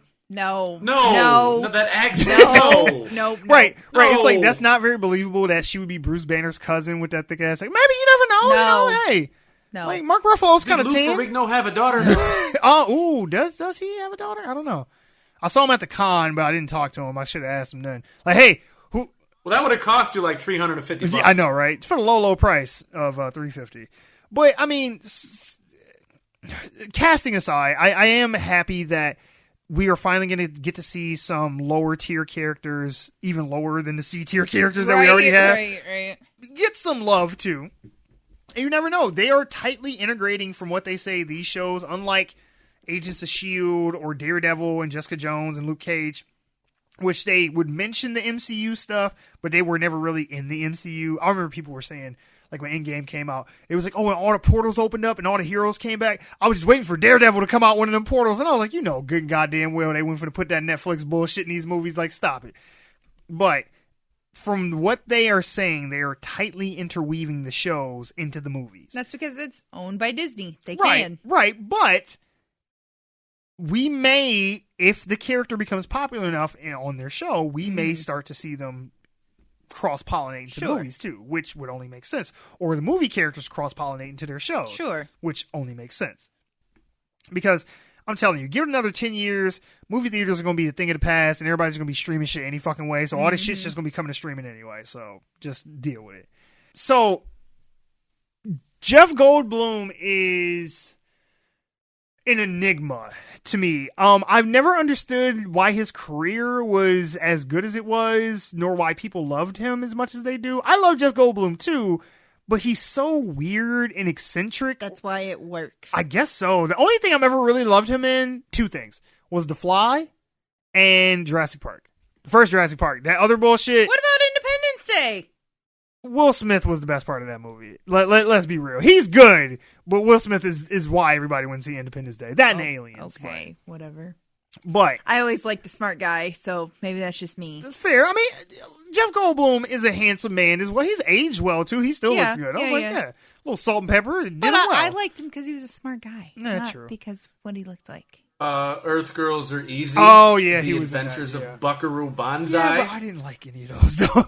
I never heard of any Big of those. Chill? So Come on now. Yeah. No, I stand by what I said. Jurassic Park and he was The great Fly. in Jurassic Park. Yeah. Oh, yeah. He has that weird ass laugh that he does. Them leather pants. My dad like his shirt Let's opened go up and faster. laying there. Yeah. Oh god.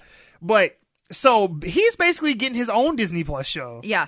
And it is basically how it's made, starring Jeff Goldblum, is what I got from it. Because he's basically just going around. He does those weird commercials. Oh, the hotels.com or whatever. Where he's like a whole nother person or whatever. It's so weird. I like him. Again, those commercials are his whole personality in a nutshell. They're just weird.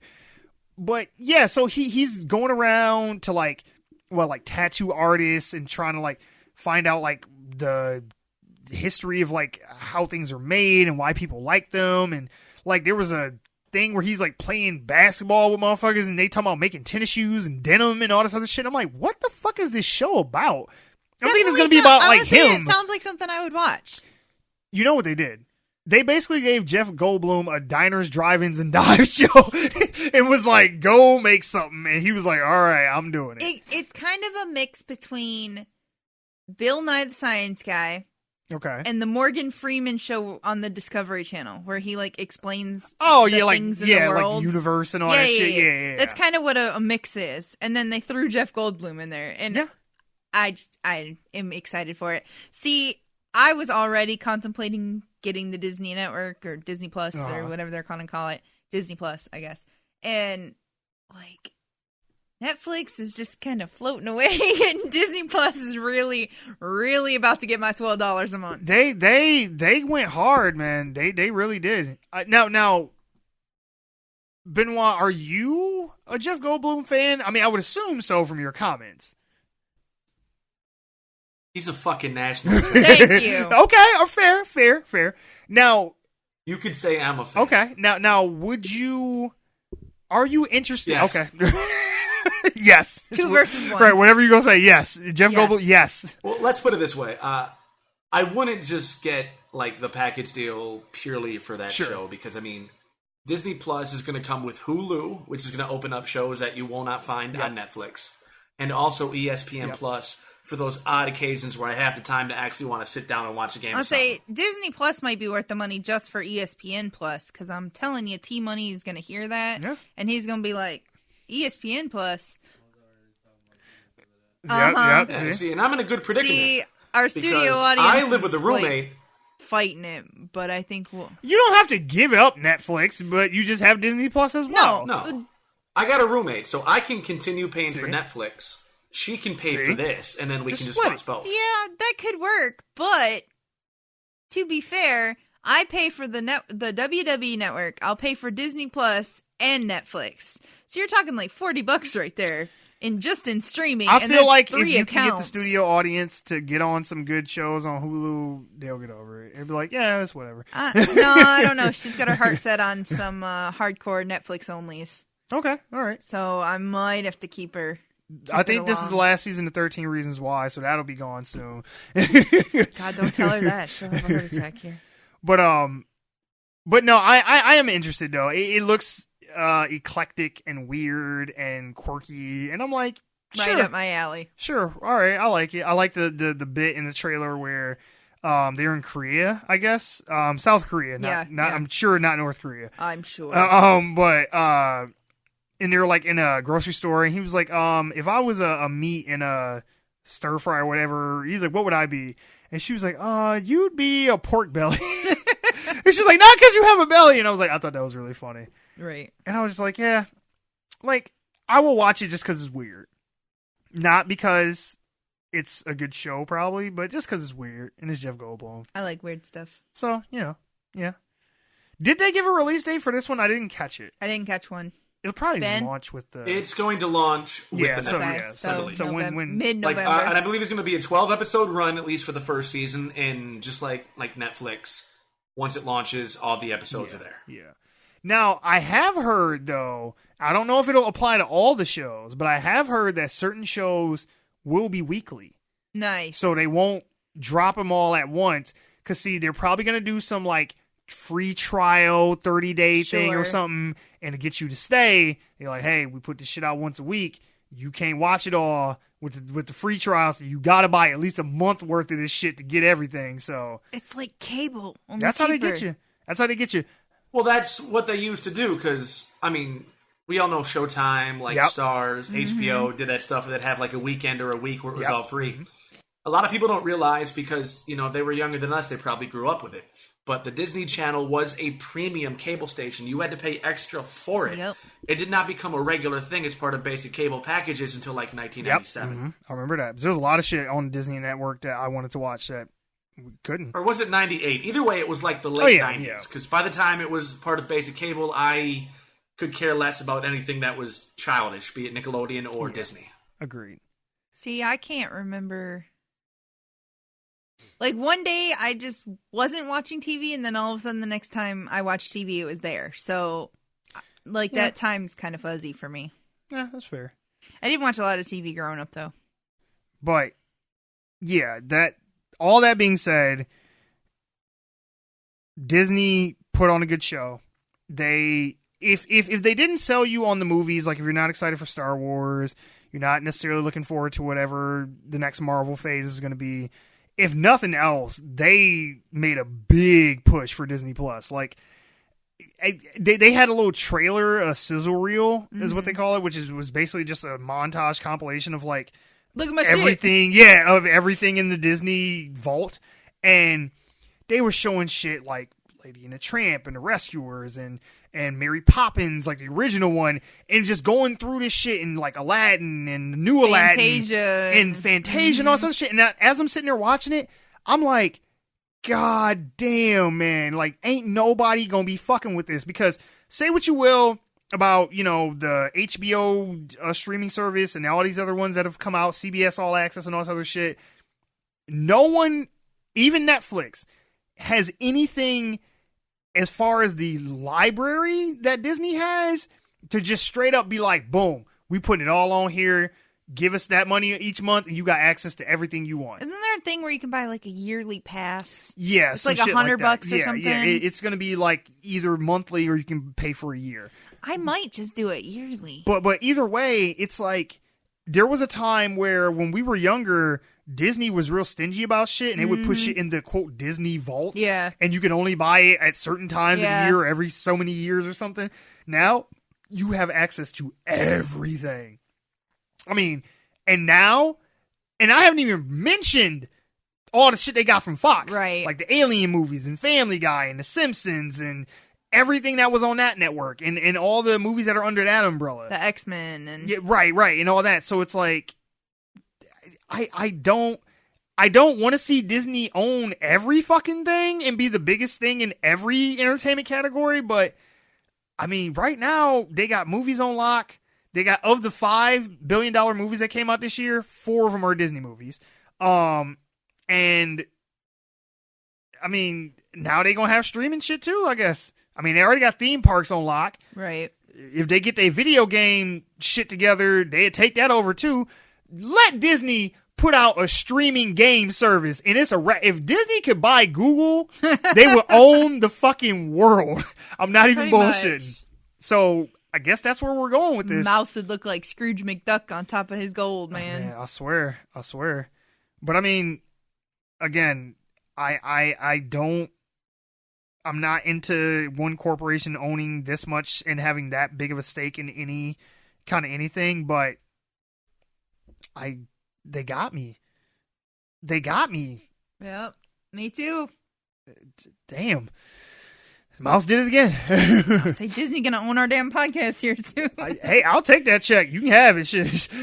We'll cut I'll you 5%. make a new one. Look, if they wanted to give me 5%, I would take it still. Like, hey, whatever. Shit. I ain't Sony. I'll take that deal. You take 95, just give me 5. I'm good. Oh, yeah, shit. Co-finance this bitch? Hell yeah. 5% of Disney? Yes, please. Hell yeah. Yes, I will take 5% and live comfortably. Mm-hmm. But that is it for the show. Remember, you can always find us at our home, onegiantleapforgeeks.libsyn.com. We are on Apple Podcasts, Spotify, Google Play, or anywhere else you get your podcasts.